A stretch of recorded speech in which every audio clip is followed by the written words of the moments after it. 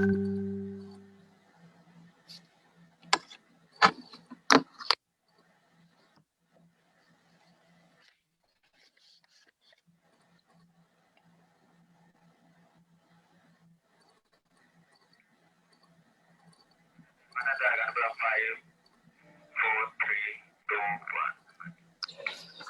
සන්ධ්‍යාවක් සියලුම දෙනාට V4 ස්වේච්ඡා බලමුළුව මේ කොරෝනා එහෙම නැත්නම් COVID-19 වසංගතයේ එන්න කලින් ක්‍රියාත්මක වුණේ කොහොමද කියලා මුළු රටම දන්නවා. අපි බලමුළුවක් විදිහට එකවන්ව එකට එකතු වෙලා රටේ බොහෝ පිරිසක් එකට වැඩ ගණනාවක් කළා.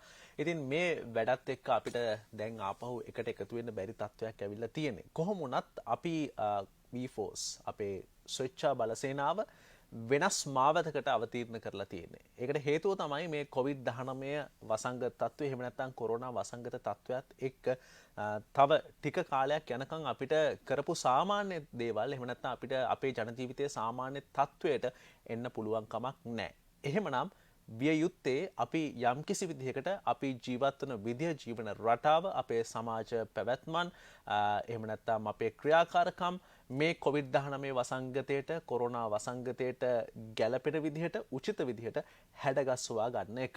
ඒ නිසා V4 ස්වේච්ඡා බලමුළුව ස්වේච්ඡා වැඩපිළිවෙල මැරුණේ නැහැ, නතර වුණේ නැහැ. ඒක දිගටම යනවා. අපි COVID වසංගතයත් එක්ක ඒකේ ගමන් මාර්ගය ඒකේ හැඩය වෙනස් කළා.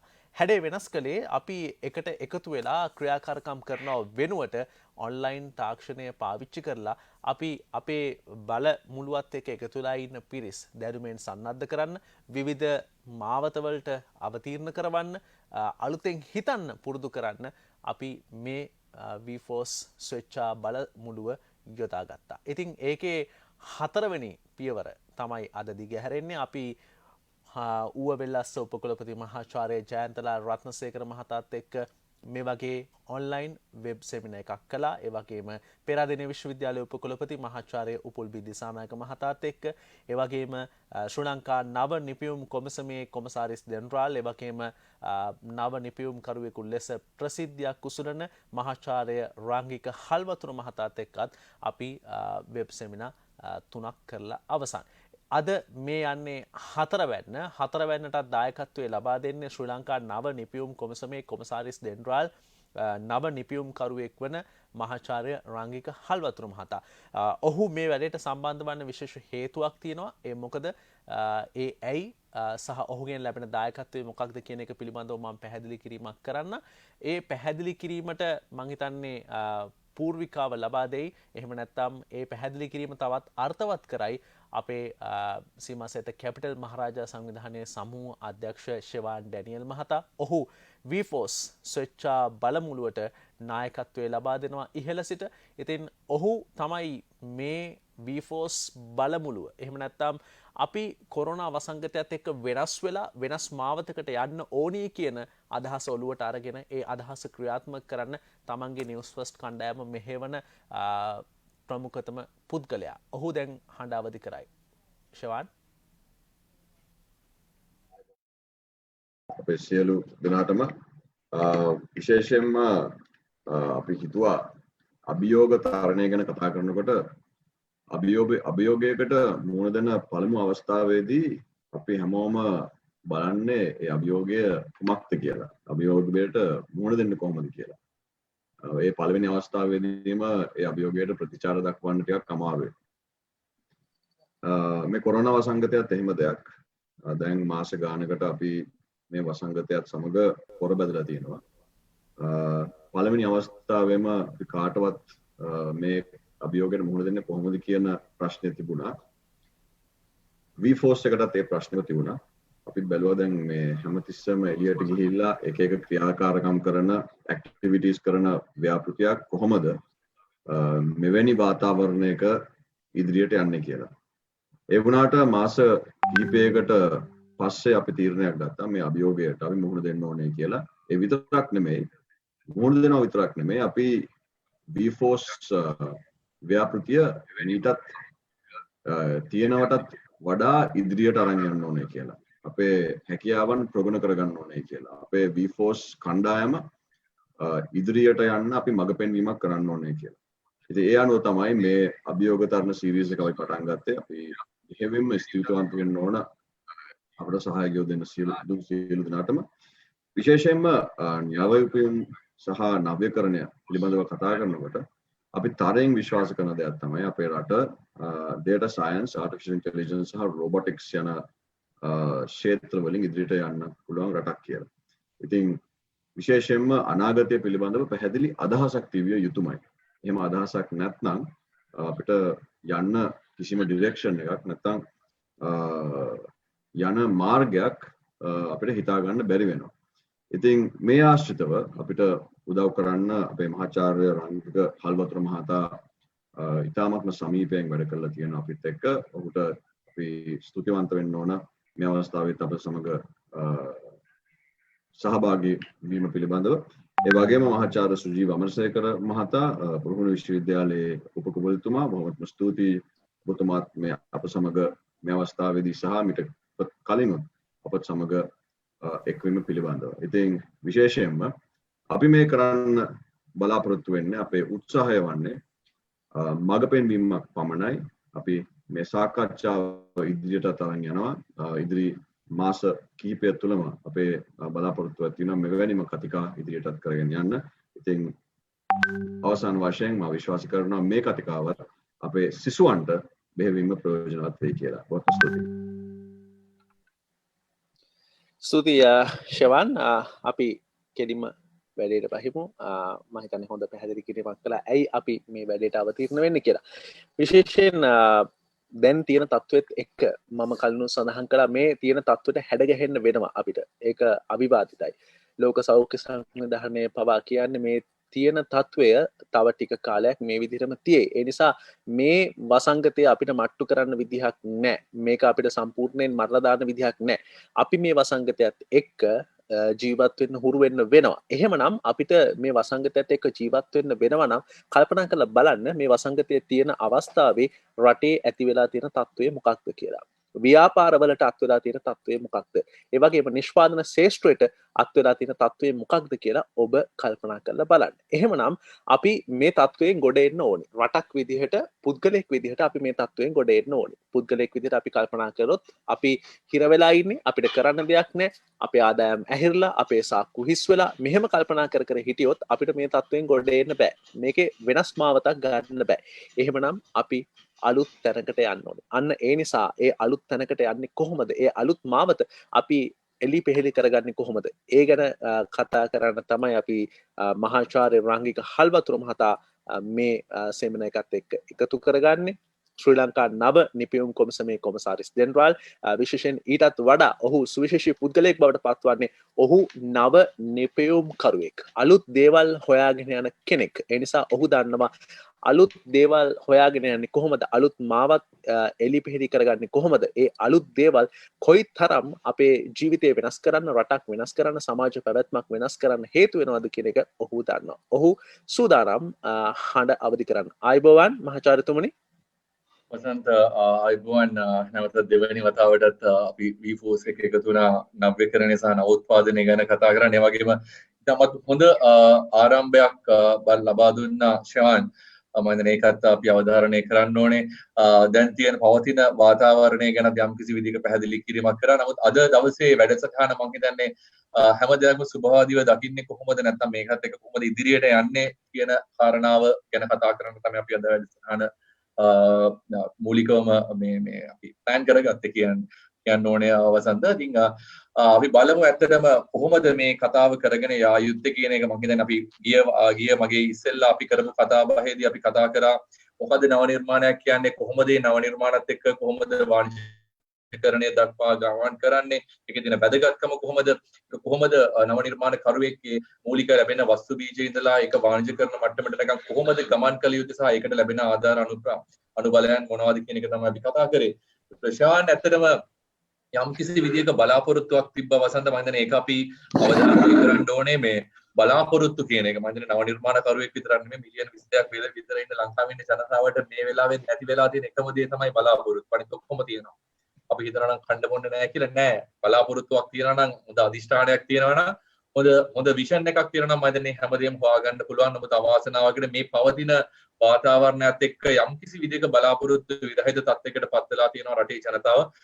ඉතින් ඒක පොදුයි නව නිර්මාණ කරුවට සහ නව නිර්මාණ කරන යෙදෙන පිරිස් වලට, ඒක පොදුයි නව නිර්මාණ කරුවට ආයෝජනය කරන්න ඉන්න ව්‍යවසායකයාට, මේ හැමෝටම මේ කියන බලාපොරොත්තු විරහිත තත්ත්වය පොදුයි. ඉතින් මම හිතන්නේ ඩීෆෝස් වැඩසටහන නැත්නම් ගම්මැද්ද වැඩසටහන ඇතුලේ අපිට පුළුවන් නම් රටේ නවතම බලාපොරොත්තු නිර්මාණය කරන්නේ බලාපොරොත්තු ඇතුලේ මිනිස්සුන්ගේ හදවත් තුළ බලාපොරොත්තු නිර්මාණය කරන්න පුළුවන් නම් මම හිතන්නේ ඒකත් එක්ක අපිට රටක් විදිහට ලොකු ගමනක් යන්න පුළුවන්.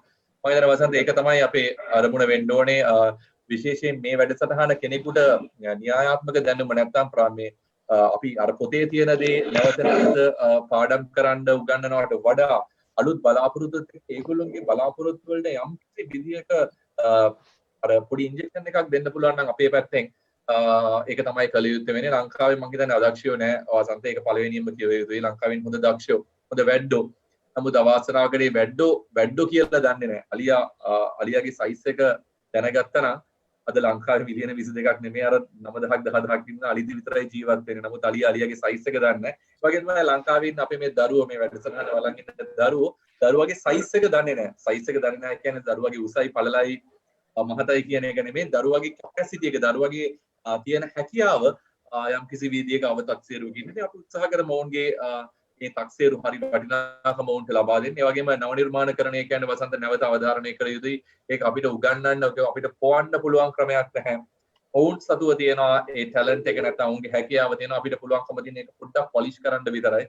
මේකට අවශ්‍ය කරන අර එහෙම් මෙහෙම් දෙන්න පුළුවන් පොඩි සයිඩ් සපෝට් එකක් අපිට දෙන්න පුළුවන්. අපි ඒක කරගෙන අපි උත්සාහ කරමු හොඳ යහපත් ව්‍යවසායකයෝ කීප දෙනෙක් මේ වැඩසටහන ඇතුලේ ලංකාවේ නිර්මාණය කරන්න. ආරම්භයක් ලබා දුන්න හොඳ අදහසක්. ඇත්තටම ඔබ කිව්වා වගේ අපිට මේ කෙටි වෙලාවක් තුළ න්‍යායාත්මක කරුණු ඔළුවට දෙන්න අමාරුයි. නමුත් අපිට ඔළුව හදාගන්නේ කොහොමද කියලා මේ පොඩි වෙලාව ඇතුළතදී කියලා දෙන්න පුළුවන්.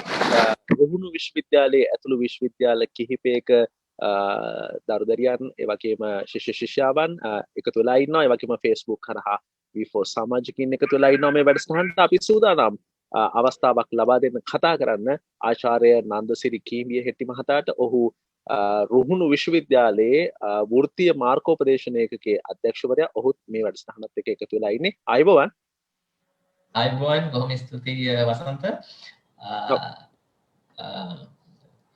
රුහුණ විශ්වවිද්‍යාලයේ වෘත්තීය මාර්ගෝපදේශන ඒකකය වෙනුවෙන් මම මුලදීම කැමති මේ වැඩසටහන සංවිධානය කිරීම පිළිබඳව VPOS බලකායට මගේ ස්තුතිය පිරිනමන්නට, ඒ වගේම අපට හැමදාමත් සම්පත්දායකත්වය ලබා දුන්නු මහාචාර්ය රංගක අල්වතුරයන්ට මගේ ස්තුතිය පිරිනමන්නට.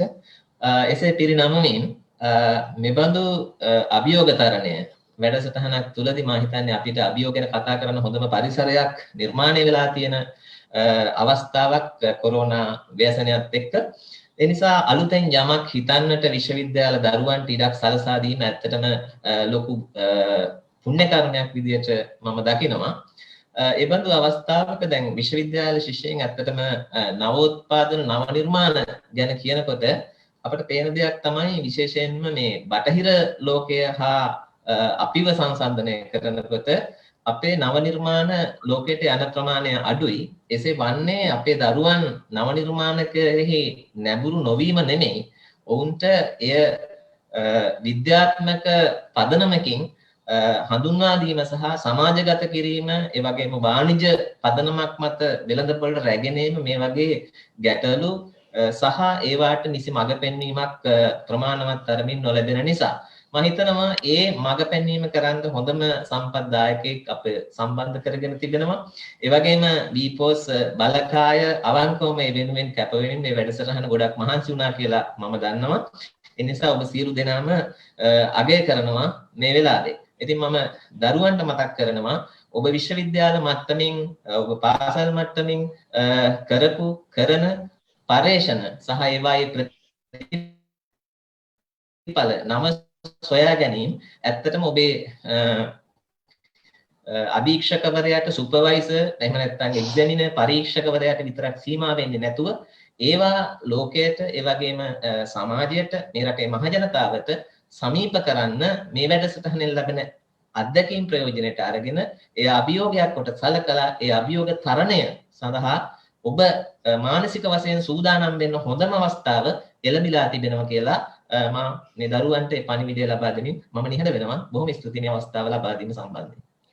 බොහොම ස්තුතියි ආචාර්යතුමනි. අපි යනවා මහාචාර්ය රාගික හල්වත්තුගේ මහතාත් එක්ක කතා කරන්න. මහාචාර්යතුමනි මේ පවතින තත්වය ඔබ කොහොමද දකින්නේ කියලා පොඩ්ඩක් මුලින්ම අපිට පැහැදිලි කිරීමක් කරනවා.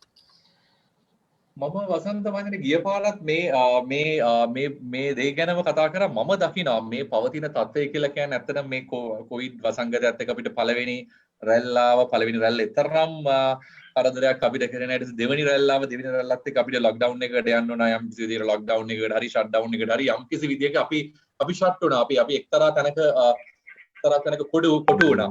ඊට පස්සේ ඒකත් එක්ක යම් කිසි කාලයක් ගත වේගෙන යනකොට අපිට ඒක අමතක වෙලා ගිහලා අපි නැවතත් සාමාන්‍ය ජන ජීවිතයට පුරුදු වුණා.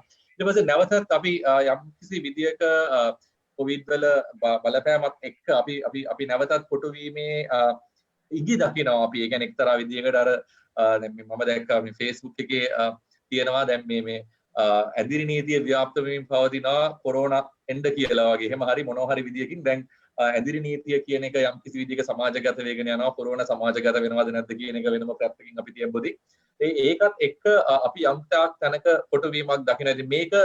මේක කෙනෙක් බැලුවොතින් මේක අසුභවාදීව නැත්තම් මේකේ තියෙන ඍණාත්මක පැත්ත දැක්කොතින් ඔව් අපි කොටු වෙනවා. අපිට සමාජ බැඳීම් නැති වෙනවා. අපිට මිනිස්සුත් එක්ක අර වෙනදා කරපු සමහරලාට කඩේකට ගිහිල්ලා කරපු shopping නැත්තම් අපි ගිහිල්ලා කඩේකට ගිහිල්ලා බඩු අතගාලා ඒක ඉබලා ඒක බිඳලා ඒක දුගණීමේ ක්‍රමවේද ගිහිල්ලා අපිට online shopping වලට නැත්තම් සමහරලාට අන්තර්ජාලය මාර්ගයෙන් shopping කරන තත්ත්වයටපත් වෙන්න සිද්ධ වෙනවා. ඒ වගේ අපි යම් ක්‍රමවේද වලින් යම් තාක් දුරකට සමාජයෙන් ඈත් වෙනවා. ඒක කෙනෙකුට අසුභවාදීව දකින්න පුළුවන් වසන්ත. නමුත් මම දකිනවා මේකේ සුභවාදී පැත්තක්. මම දකිනවා එක්තරා විදියක නැවතත් අපි ශ්‍රී ලාංකිකයන් රටම ශ්‍රී ලාංකිකයන් එළියට ගිහිල්ලා අපි ගත්තොත් බිලියන 7.8ක් විතර ඉන්න ලෝක ජනවාසීන්ට මේක සුභවාදී විදියට දකින විශේෂයෙන් නව නිර්මාණකරණයේ යෙදෙන පුද්ගලෙක් විදියට.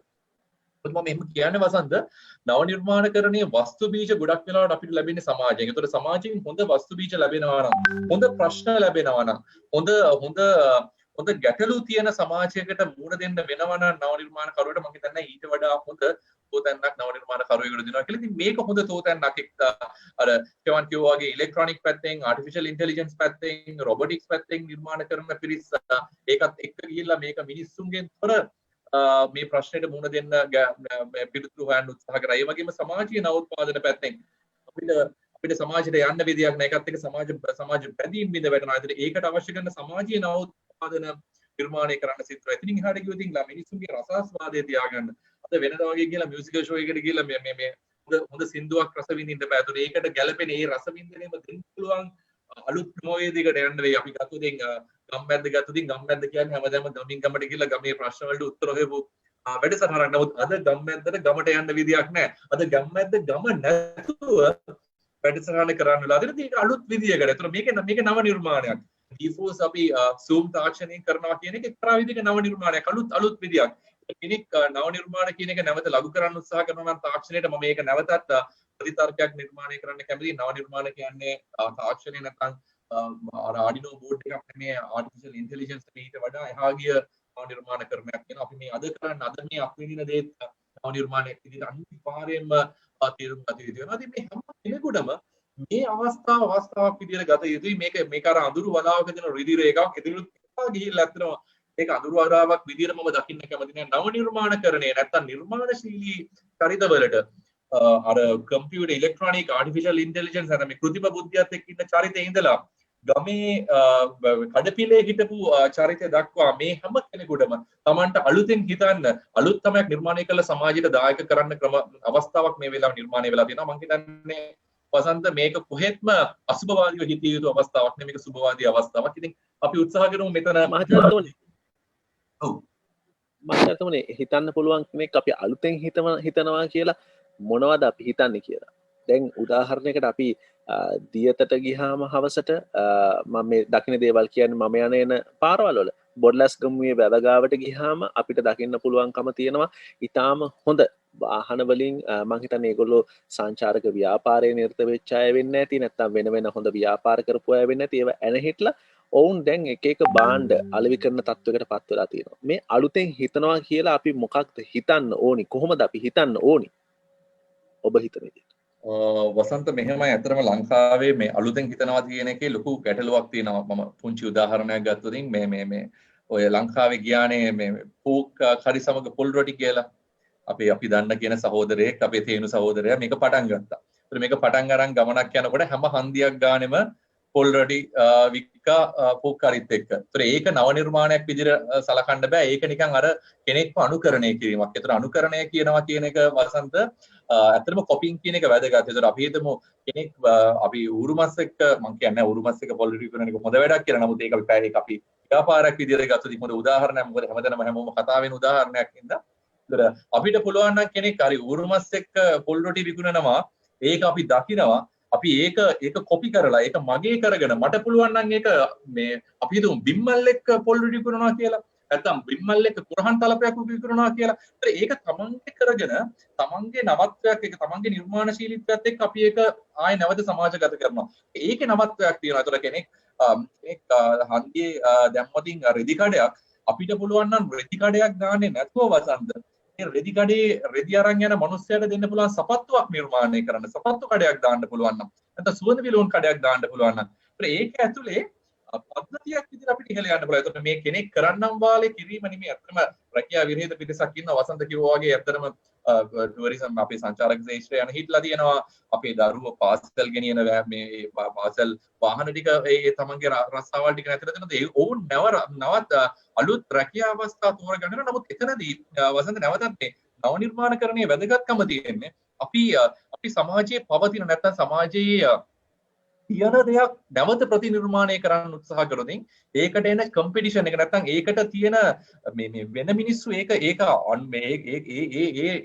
බිස්නස් එකම ඒ ව්‍යාපාරෙම ආරම්භ කරන්න තියෙන රිස්ක් එක ඒකේ තියෙන ඒකට තියෙන බලපෑම ගොඩක් වැඩි. එතකොට අපිට පුළුවන් අලුත් දෙයක් කරන්න.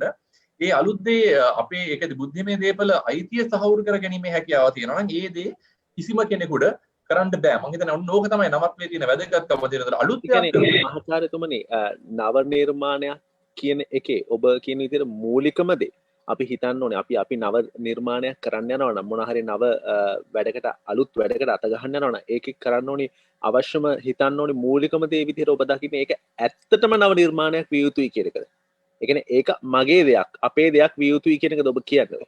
මෙහෙමයි වසන්ත. ඕකේ තියෙනවා කරුණු තුනක්. මම මේ කරුණු තුන ගිය පාරත් මම නැවත මම ගිය තාරත් මම යම් කිසි විදිහක පැහැදිලි කිරීමක් කරා. නැවතත් මම පැහැදිලි කිරීමක් කරන්න මොක වැදගත් හින්දා නව නිර්මාණ, නවෝත්පාදන සහ ප්‍රතිනිර්මාණ. ඔය අකුරු තුනම වැදගත්. ඔය වචන තුනම වැදගත්.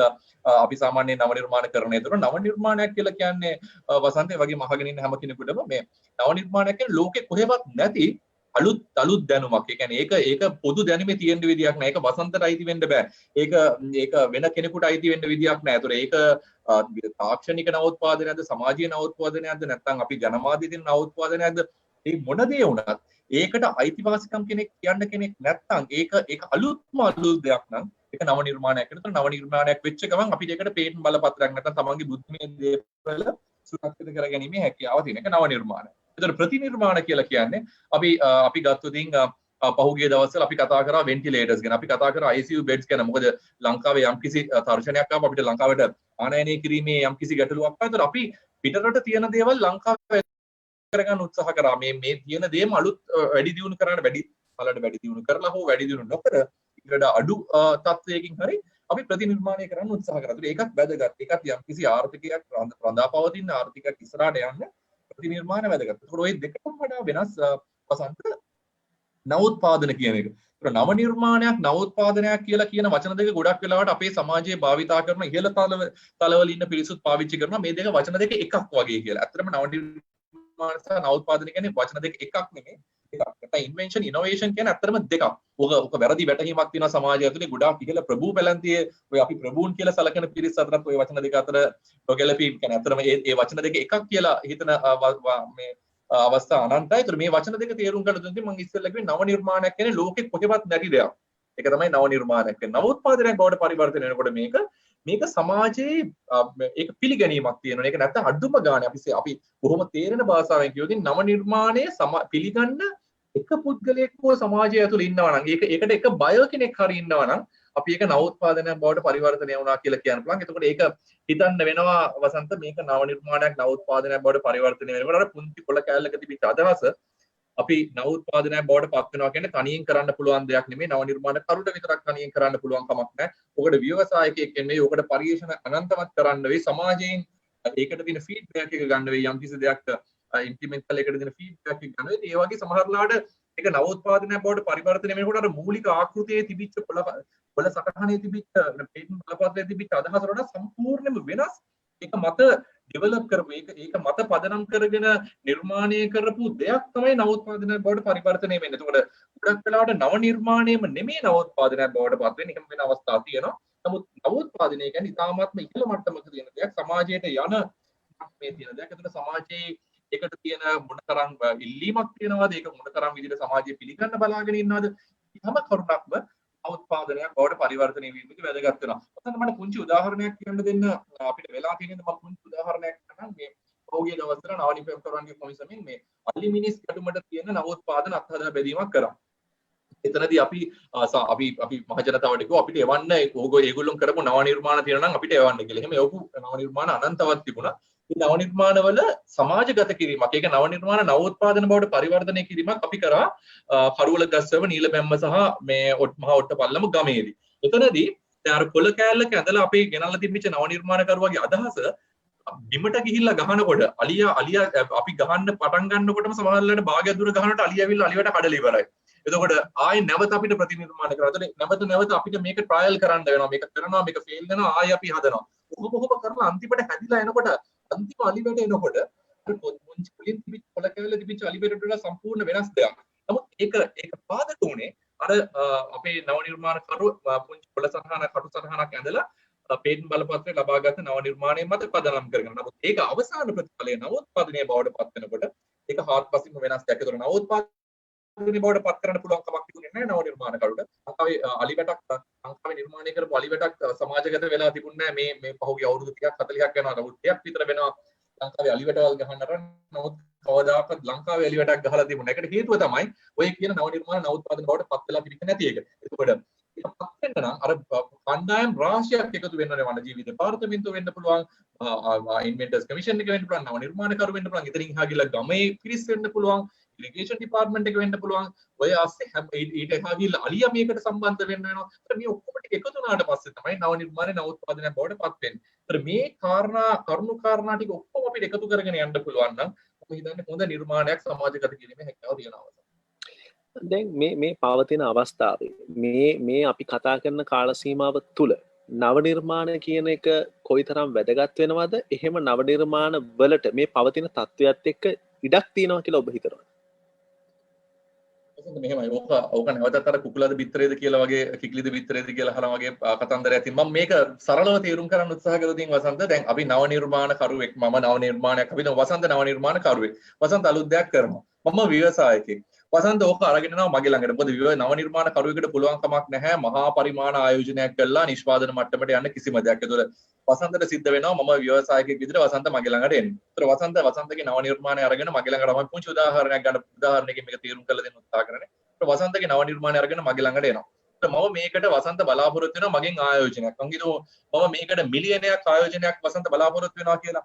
ඒතර මම මිලියනක ආයෝජනයක් දෙන්න මම ව්‍යවසායකයෙක් නැත්නම් ව්‍යාපාරිකයෙක් විතර අඩුම ගන්න මට මිලියනය ගන්න එක රුපියලක් හරි මම ආයෙ උපයන්න වෙනවා. ඒතර මට රුපියලකවත් ලාභයක් නැත්නම් මම වසන්තට රුපියල් මිලියනයක් දෙන්නේ නැහැ. එතකොට දැන් කොහොම තරකයක ඉන්නකොට මට සිද්ධ වෙනවා බලන්න මේ වසන්ත ගෙනාපු නව නිර්මාණය නවෝත්පාදනයක් බවට පරිවර්තනය කරලා සමාජගත කරාට පස්සේ සමාජයේ පිළිගැනීමක් තියනවාද වසන්ත හදපු දෙයට? වසන්ත හදලා තියෙන සුපර් බඩුවක් වෙන්න පුළුවන්. නමුත් ඒ සුපිරි භාණ්ඩය සමාජයේ පිළිගැනීමක් නැත්නම් වසන්ත හදපු දෙයට අනුකරණයක් විදියට තියෙන ඉන්දියාවෙන් හරි බංග්ලාදේශෙන් හරි මාලදිවයින් හරි තියෙන මේඩ් ඉන් මාල්ඩිව්ස් කියලා ගහලා තියෙන බඩුව ගන්න නම් ලංකාවේ පිරිස බලාපොරොත්තුෙන් ඉන්නේ බට වසන්ත බලාපොරොත්තු වෙන්න එපා මම වසන්තට මිලියනයක් දෙයි කියලා. මම වසන්තට මිලියනයක් දෙන්නේ නැතුව වසන්ත කවදාක්වත් වසන්ත හදපු නව නිර්මාණයේ නව උත්පාදනයක් බවට පත් වෙන්නේ නැහැ. වසන්ත එකක් හදයි දෙකක් හදයි තුන්වෙනි එක හදන්නේ නැහැ. වසන්ත වෙන රස්සාවක් හොයාගනි. ඔන්න ඕක තමයි ලංකාවේ තියෙන ගැටලුව. ලංකාවේ තියෙන ගැටලුව තියෙන නව නිර්මාණකරණයේ වැරද්දවත් නව උත්පාදන බවට පරිවර්තනය වීමේ යාන්ත්‍රණයේ වැරද්දවත් නෙමෙයි. මේ ලංකාවේ ඉන්න මිනිස්සුන්ගේ ඇඟේ මේ ලේ ඇතුලේ නැහැ ලංකාවේ දෙයක් පිළිගන්න. ඒක කොච්චර සුපිරි ක්වලිටි එකකට හැදුවා සමහරවිට ලංකාවේ හදන එක ඉන්දියාවට ගෙනහිල්ලා මේඩ් ඉන් ඉන්දියා කියලා ගහලා ලංකාවට ගෙනාවොත් ඒක බාරගන්නේ. නමුත් ලංකාවේ මේඩ් ඉන් ශ්‍රී ලංකා කියන බ්‍රෑන්ඩ් එක සමාජගත වෙලා නැහැ. අතුර කෙනෙක් උත්සාහ කරනවා නම් නව නිර්මාණකරණය නැත්නම් නව උත්පාදනය තුලින් ලංකාව සංවර්ධනය කරන්න. අතන පළවෙනියෙන්ම කළ යුතු දේ වෙන්නේ නව නිර්මාණ වලට අතහිත දෙනවා, නව උත්පාදන වලට අතහිත දෙනවටත් එහා ගිහිල්ලා මේ ලංකාවේ ඉන්න මිනිස්සුන්ගේ තියෙන මෙන්ටැලිටි එක නැත්නම් මතවාදය වෙනස් කරන්න ආකල්පමය වෙනසකට යා යුතුයි. ඒ ආකල්පමය වෙනස ඇතුලේ ලංකාවේ දේ අගය කිරීමේ තැනට අපි මිනිස්සුන්ව ගෙනියන්න ඕනේ. අන්න එදාට මම ව්‍යවසායකයෙක් විදිහට මේ නව වසන්තගේ නව නිර්මාණයට ආයෝජනය කරයි. එතකොට වසන්ත ආයෝජනය කිරීමත් තුළින් වසන්ත තව නව නිර්මාණ රටේ කරයි. ඒකත් එක්ක ආර්ථික සංවර්ධනයකට අපිට යන්න පුළුවන්. මම තව ඔබ කියපු දෙයට පොඩි දෙයක් එකතු කරලා ප්‍රශ්නයක් අහන්න ඕනේ. ඔබ ජනතාවගේ ආකල්පමය වෙනසක් ගැන කතා කරා. හැබැයි බලධාරීන්ගේ පැත්තෙත් මේක 50% විතර කොටසක් තියෙනවා කියලා මම කිව්වොත් ඔබ එකඟද? මොකද දැන් මම උදාහරණයක් ගත්තොත් නිකන් සරල උදාහරණයක් අපේ ලුණු ගොවීන් ලුණු වගා කරනවා. ලුණු ටික ගැලවෙන කාලෙට බලධාරීන් වෙන රටකින් පාකිස්තානෙන් හරි ඉන්දියාවෙන් හරි ලුණු ටිකක් ගෙනහලා අපේ වෙළඳ පොළට දානවා. අර අපේ භාෂාවෙන් කිව්වොත් අපේ ගොවියා අනාතයි. ඉතින් නව නිර්මාණ කරන්නේ මොකටද? අපිට චීනෙන් අඩුවට ගෙනහල්ලා වෙළඳ පොළට දානවා නම් වෙන රටකින් ගෙනහල්ලා අපි අඩුවට වෙළඳ පොළට දානවා නම් අපේ දේශීය නිෂ්පාදකයා දිරිමත් වෙයිද කියන ප්‍රශ්නාර්ථය තියෙනවා නේද? වසන්ත හොඳ ප්‍රශ්නයක්. හැබැයි මේ ප්‍රශ්නේ අර බේස් එක නැත්තම් පාදමේ පොඩි ගැටලුවක් මම දකිනවා. අපි ගත්තොත් අලලුණු අලලුණු කියන්නේ පළවෙනිම කියන්නේ ඇත්තටම අලලුණු අපි ගත්තොත් ලංකාවේ අල ගැලවෙන වෙලාවට පිටරටින් අල ගේනවා නම් ලංකාවේ ලුණු ගැලවෙන වෙලාවට පිටරටින් ලුණු ගේනවා නම් ඒක තනිකර දේශපාලනික නැත්තම් පවතින පාලකයන්ද නායකයන්ද කවුද කියන මේ මිනිසුන්ගේ මත තියෙන ගැටලුවක්. නමුත් නව නිර්මාණකරණේ එහෙම ප්‍රශ්නයක් නෑ වසන්ත. මොකද නව නිර්මාණයකට ආදේශකයක් තියෙන විදියක් නෑ. නව නිර්මාණයක් කියන්නේ නව නිර්මාණයක්. ඒක ලෝකේ තව කොහෙවත් තියෙන විදියක් නෑ. චීනෙන් ගෙනල්ලා ආදේශකයක් ගේන්න විදියක් නෑ. නමුත් ඒ කාර්යම කරන්න පුළුවන් තව නිර්මාණයක් චීනෙන් එන්න පුළුවන්. ඒතර මම හිතන්නේ නැහැ නව නිර්මාණකරණය චීන බඩු ගේන පළියටවත් ඉන්දියාවෙන් බඩු ගේන පළියටවත් මේ නව නිර්මාණකරණේ විඳින්න පුළුවන් කියලා. දැන් අපි ලුණු ගත්තොත් ලුණු ගෙඩිය චීනෙන් ගෙනාවද එන්න දැන් අපි ලංකාවේ අලයි පිටරටින් ගෙන අලයි අතර රහේ වෙනසක් තියෙනවා කියලා අපි පොත්ත බලලා ගන්නවා. නමුත් ඇත්තටම රහේ වෙනසක් මම දන්නේ නැහැ. මම හිතන තරමට මහා ලොකු රහේ වෙනසක් නැහැ. නමුත් අපි නව නිර්මාණයක් ගත්තොත් ඔයිට වඩා ගොඩක් ආස්පතිම වෙනස් දෙයක් උදලා තියෙනවා. මොකද ලුණු වලට ආදේශකයක් ඒක ආදේශයක් නෙමෙයි එකම භාණ්ඩේ අපි ආනයනය කිරීමක් එතනදී වෙන්නේ. ඒතකොට එතන අනිවාර්යයෙන්ම රටේ තියෙන ආර්ථිකය එක්තරා විදියකට නටවන්න පුළුවන් ওই තියෙන දේශපාලන යාන්ත්‍රණයට. නමුත් නව නිර්මාණ කරුට හොඳ කොන්දක් තියෙනවා නම් හොඳ ඔහු යැපෙන්නෙක් නැතුව ස්වාධීන චින්තකයෙක් බවට පරිවර්තනය කරන්න පුළුවන් නම් වසන්ත. ඔහු ස්වාධීන වෙන්න පුළුවන් නම් නව නිර්මාණකරණය මම හිතන්නේ දේශපාලන ඔය කියන විදිය දේශපාලන යටිකුට්කම් කරලා නව නිර්මාණකරණය රටේ වටන්න පුළුවන් කියලා. ඒකේ 100% වගකීම තියෙන්නේ පැහැදිලිවම ලංකාවේ ජනතාව මත. මම හිතන්නේ දේශපාලකයන්ට මොනතරම් වොමනාව තිබුණා කියලා මේක වටන්න හෝ නගා සිටවන්න මේ දෙකම කරන්න දේශපාලකයා උත්සාහ ගත්තත් ඒක කරන්න පුළුවන් කමක් නැහැ. ජනතාව නිවැරදි තැනක ඉන්නවා නම්. නමුත් අලලුණු කියන එක ඇත්ත දේශපාලනයට ලේසියෙන්ම අලලුණු සීනි දේශපාලකයාගේ අතේ තියෙන පුංචි සෙල්ලමක් විතරයි. නමුත් නව නිර්මාණකරණය මම හිතන්නේ කවදාකවත් ඒ තත්ත්වෙට වටන්න පුළුවන් කියලා. මහාචාර්යතුමා දැන් ඒ අලලුණු කතාවත් එක්ක ඒකට තව කොටසක් එකතු කරමු අපි. ඔබ කතා කරලා ප්‍රතිනිර්මාණ ගැන. ඒ කියන්නේ මම තේරුම් ගත්ත විදිහ හරිනම් ප්‍රතිනිර්මාණයක් කියලා කියන්නේ අපි තියෙන දෙයක් අවශ්‍යතාවය මත යලිත් නිර්මාණය වීම. එතකොට මේ අපි හිතමු දැන් මේ වෙලාවේ අපිට ඩොලර්ස් නැහැ. පිටරටින් ගෙන ගොඩක් බඩු ගේන එක අපි නතර කරලා තියෙන්නේ. එහෙම තත්වයක් තුළ අපි ප්‍රතිනිර්මාණ සඳහා අපේ අලුත් ප්‍රතිනිර්මාණ කරන්න උනන්දුවක් දක්වන අය එහෙම නැත්නම් අපේ තරුණ පිරිස අර ත්‍රිරෝද රථයට වෙලා කාලේ නාස්ති කරන අපේ තරුණ ජවයේ ප්‍රයෝජනට ගත්තොත් හොඳ නැද්ද? වසන්ත මේකෙත් පැති දෙකක් තියෙනවා. මේකේ තියෙනවා නීතිමය පැත්තක්. නීතිය පැත්ත ගත්තොතින් අපිට කෙනෙක්ට අයිති පේටන්ට් බලපත්‍රයක් තියෙන නැත්නම් ඉන්ටෙලෙක්චුවල් ප්‍රොපර්ටි බුද්ධිමය දේපල අයිතියක් තියෙන කෙනෙක්ගේ දෙයක් අපිට ඔහුගේ අවසරයකින් තොරව ප්‍රතිනිර්මාණය කරන්න බෑ. ඒක පළවෙනිම දේ. ඒතකොට ප්‍රතිනිර්මාණය කරනවා කියලා කොවිඩ් වසංගතයේ වෙලාවේදී තව කෙනෙක්ගේ තියෙන දෙයක් අපේ තියෙන මේ අපේ නොහැකියාව සහ අපේ තියෙන අසරණකමත් එක්ක නිර්මාණය කරන්න පුළුවන්. නමුත් ඒක ව්‍යාපාරයක් විදියට පවත්වාගෙන යාමේ හැකියාවක් නැහැ. තව කෙනෙක් සතු නම් ඒ බුද්ධිමය දේපල අයිතිය. මම හිතන්නේ එතනින් එහා ගිහිල්ලා අපිට එකතු වෙන්න පුළුවන් නම් වසන්ත මම හිතන්නේ අර ත්‍රිවිල් රටේ එළවනේ මහත්මයා සහ සියලු දෙනාම අපිට එකතු වෙන්න පුළුවන් නම් ඔවුන්ගේ හැකියාවත් එක්ක මහා පරිමාණ නිර්මාණ කරනවට එහා ගිහිල්ලා මම හිතන්නේ සමාජය තුළ ගොඩාක් අවශ්‍යතාවයන් තියෙනවා වසන්ත මේ පුංචි දේවල් වලට.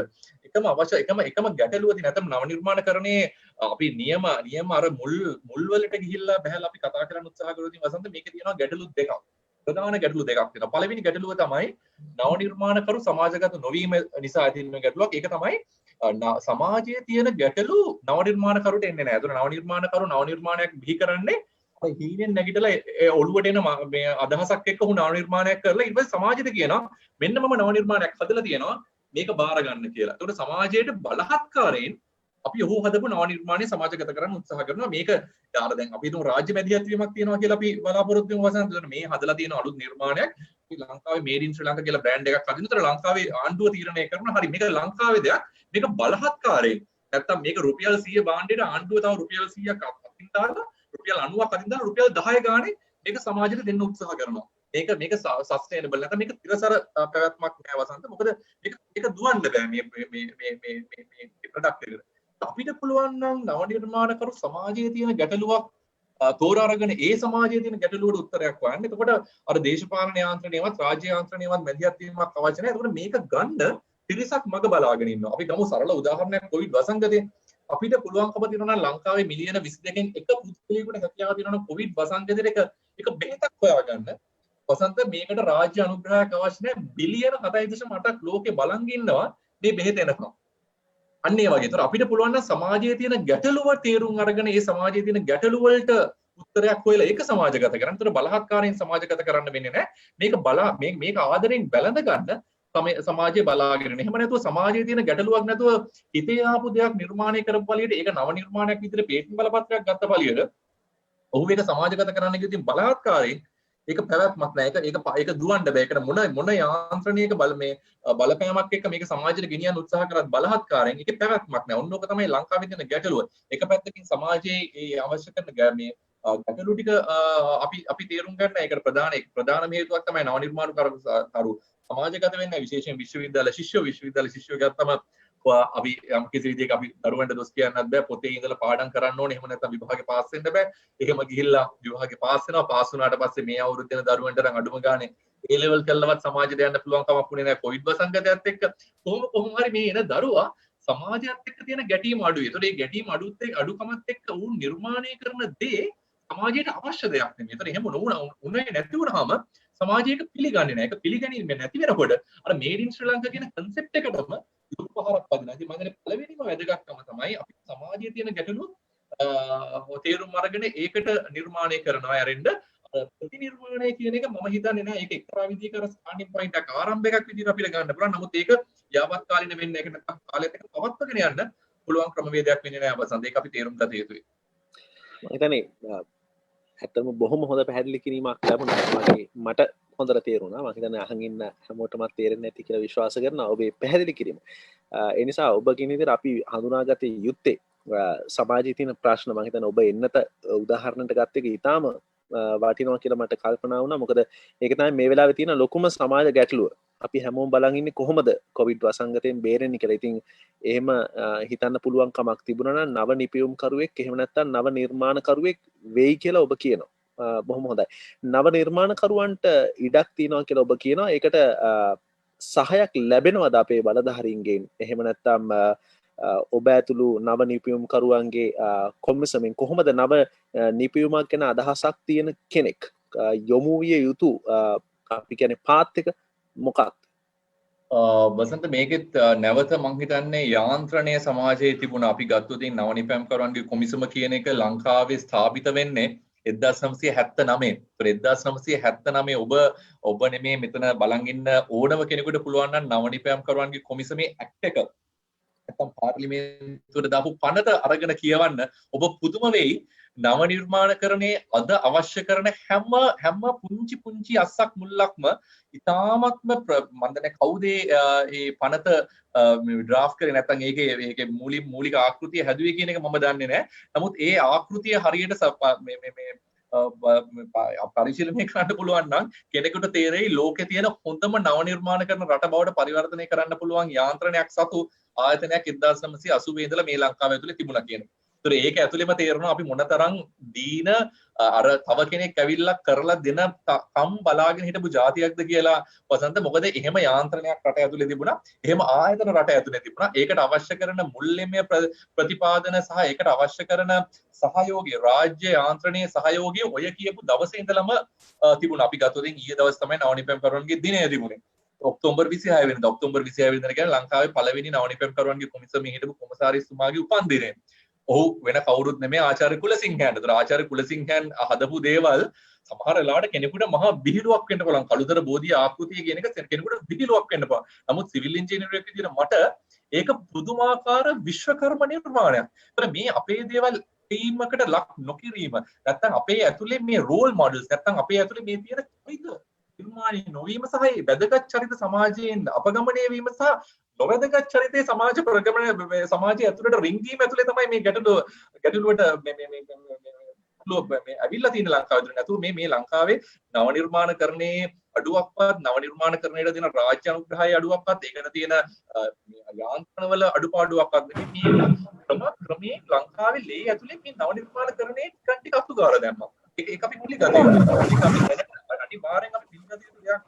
වසන්ත මොකද නව නිර්මාණකරණයට අවශ්‍ය කරන හැම දෙයක්ම ලංකාව සතුව තියෙනවා. අපි ගත්තොත් වසන්ත අහපු ප්‍රශ්නෙට මම ගියොත් නව නිර්මාණ කරුවෙක්ගේ හිස මත ඒ පුංචි වස්තු බීජ නැත්නම් නව නිර්මාණකරණයට කරන්න අවශ්‍ය කරන අදහස. ඒතර එහෙම කියනකොට කෙනෙකුට හිතන්න පුළුවන් අයියෝ මේ නව නිර්මාණකරුවන්ගේ කොමිසම උදව් කරන්නේ උපාධිධාරීන්ට විතරද නැත්නම් මේ ආචාර්ය උපාධියක් තියෙන පිරිස් වලට විතරද? නෑ එහෙම දෙයක් නෙමෙයි.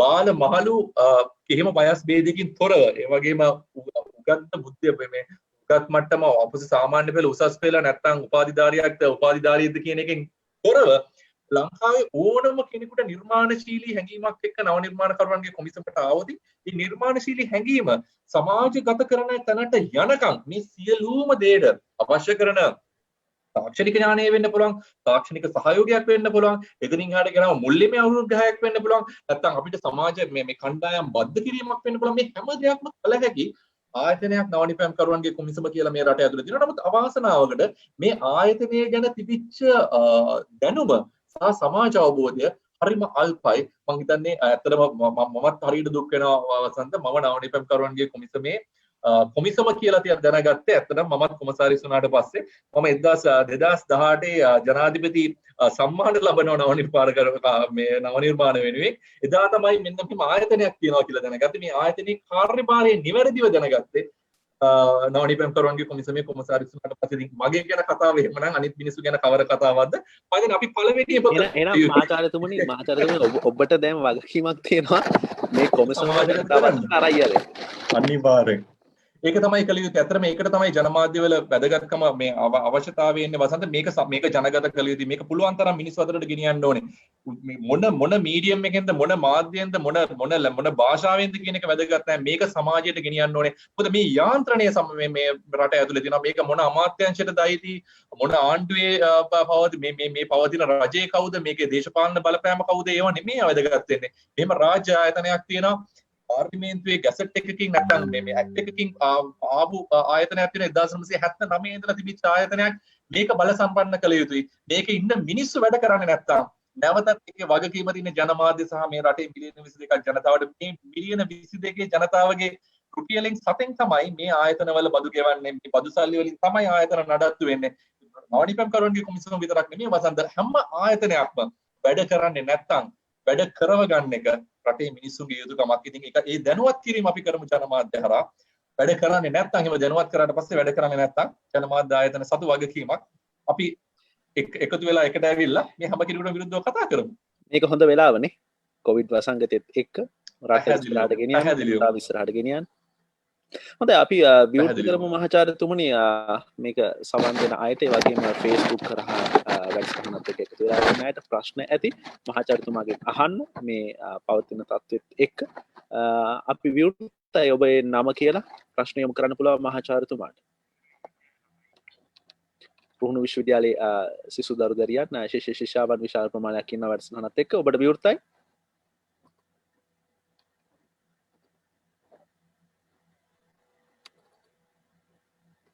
වසන්ත අපි මෙහෙම කියමු කෙනෙකුට කියන්න බැරි නම් අඩුම ගානේ අපිට chat එකේ නැත්නම් මේ තියෙන message facility එක හරහා අපිට පුළුවන් නම් ලියලා හරි යවන්න. ඒකට වසන්තට නැවත මට යොමු කිරීමේ හැකියාව තියෙනවා මේ ප්‍රශ්නය. අනිවාර්යෙන්ම. ඒ වගේම මහාචාර්යතුමනි මතක් කරන්න ඕනි මේ වෙලාවේ අපේ ඊමේල් ලිපිනේ මොකද මේ වැඩසටහන එක්ක එකතු වෙච්ච අයට නව නිපයුම් එහෙම නැත්නම් නව නිර්මාණ පිළිබඳව අදහස් තියෙන්න පුළුවන්, යෝජනා තියෙන්න පුළුවන්. ඒවා අපිට යොමු කරන්න පුළුවන්. අපි සූදානම් ඒවා සියල්ල මහාචාර්යවරයාට යොමු කරන්න. info@vforce.lk info@vforce.lk තමයි ඊමේල් ලිපිනේ. ඔබ ප්‍රශ්න අහනවා නම් අපිට ඊටාම ඉක්මනට කාලය දෙන්න පුළුවන්. කෙනෙක් ඉන්නවද ප්‍රශ්න යොමු කරන්න? රංගික මහත්තයා ඔව් හෙලෝ කියන්න ඇහෙනවා. මහාචාර්යතුමා මම වීපෝස් සුපුල් කතා කරන්නේ. ඇත්තටම අද කාලේ තත්ත්වය හැටියට මේ රටේ තියෙන තත්ත්වය හැටියට නව නිර්මාණ කියන දේ දැන් මං හිතන්නේ මේ ඇත්තටම වසන්ත මාසින් ඔබතුමත් ඒක පිළිගන්නවා මාධ්‍යයක් හැටියට.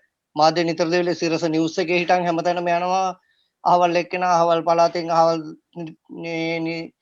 නිපැයුම නිර්මාණය කරා ඒක සමාජගත කරන්න බැරුව ලොකු මේ අපහසුතාවයටපත් වෙන මේ සමාජයේ.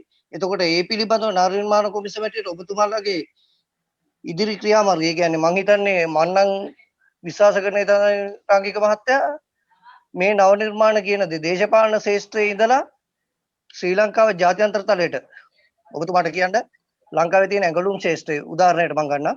ලංකාවේ තියෙන ඇඟලුම් ශාස්ත්‍රය අපේ රටේ මේඩ් ඉන් ශ්‍රී ලංකා කියන එක අගේ නැති වුණාට ඔබතුමා පිට රටක සෞදියකට හරි ඇමරිකාවට හරි කැනඩාවට හරි ඕනම රටකට ගිහලා බලන්න මේඩ් ඉන් ශ්‍රී ලංකා කියන බ්‍රෑන්ඩ් එකට මේ ලංකාවේ කොච්චර සමාජයේ තැනක් හැදිලා තියෙනවද? ඒ තැන හැදුවේ අපේ ඉන්න මේ ඒක සමහරට මහාචාර්ය නොවෙන්න පුළුවන්. සමහරට ඉස්කෝලේ අටවසරට ගිහිල්ලා ඒ මහාන ඇඳුම් කෑල්ල පිටරටට මේඩ් ඉන් ශ්‍රී ලංකා කියන ලේබල් එක ගහලා යවලා ඒ බ්‍රෑන්ඩ් එක ලෝකේ පිළිගත්ත බ්‍රෑන්ඩ් එකක් තියෙනවා ලංකාවේ. ඉතින් දැන් මේ ඇත්තටම මේ දවස්වල තියෙන තත්ත්වය අනුව මොකද මගේ ගෙවල් මිනුවන්ගොඩ අපි ලොක්ඩවුන් වෙලා ඉන්නේ.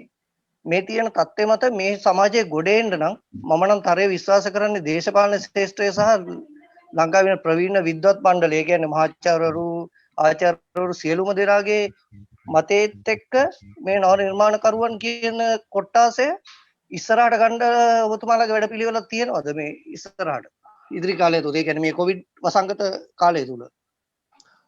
පැහැදිලිවම තියෙන උපුල් මම හිතන්නේ ඒක මම අවධාරණයෙන් කියලා යුතුයි. මම කියනවා මම ඇත්තටම පළවෙනියෙන්ම අපි දැන් මේ වසන්තත් එක්ක කතා කරනකොටත් මම කිව්වේ පළවෙනිම අවශ්‍යම දේ තමයි උපුල් ලංකාවේ පිළිගැනීමක් හදන එක මේඩ් ඉන් ශ්‍රී ලංකා කියන වසන්ත කිය මේ උපුල් කියප එක හරියටම හරි.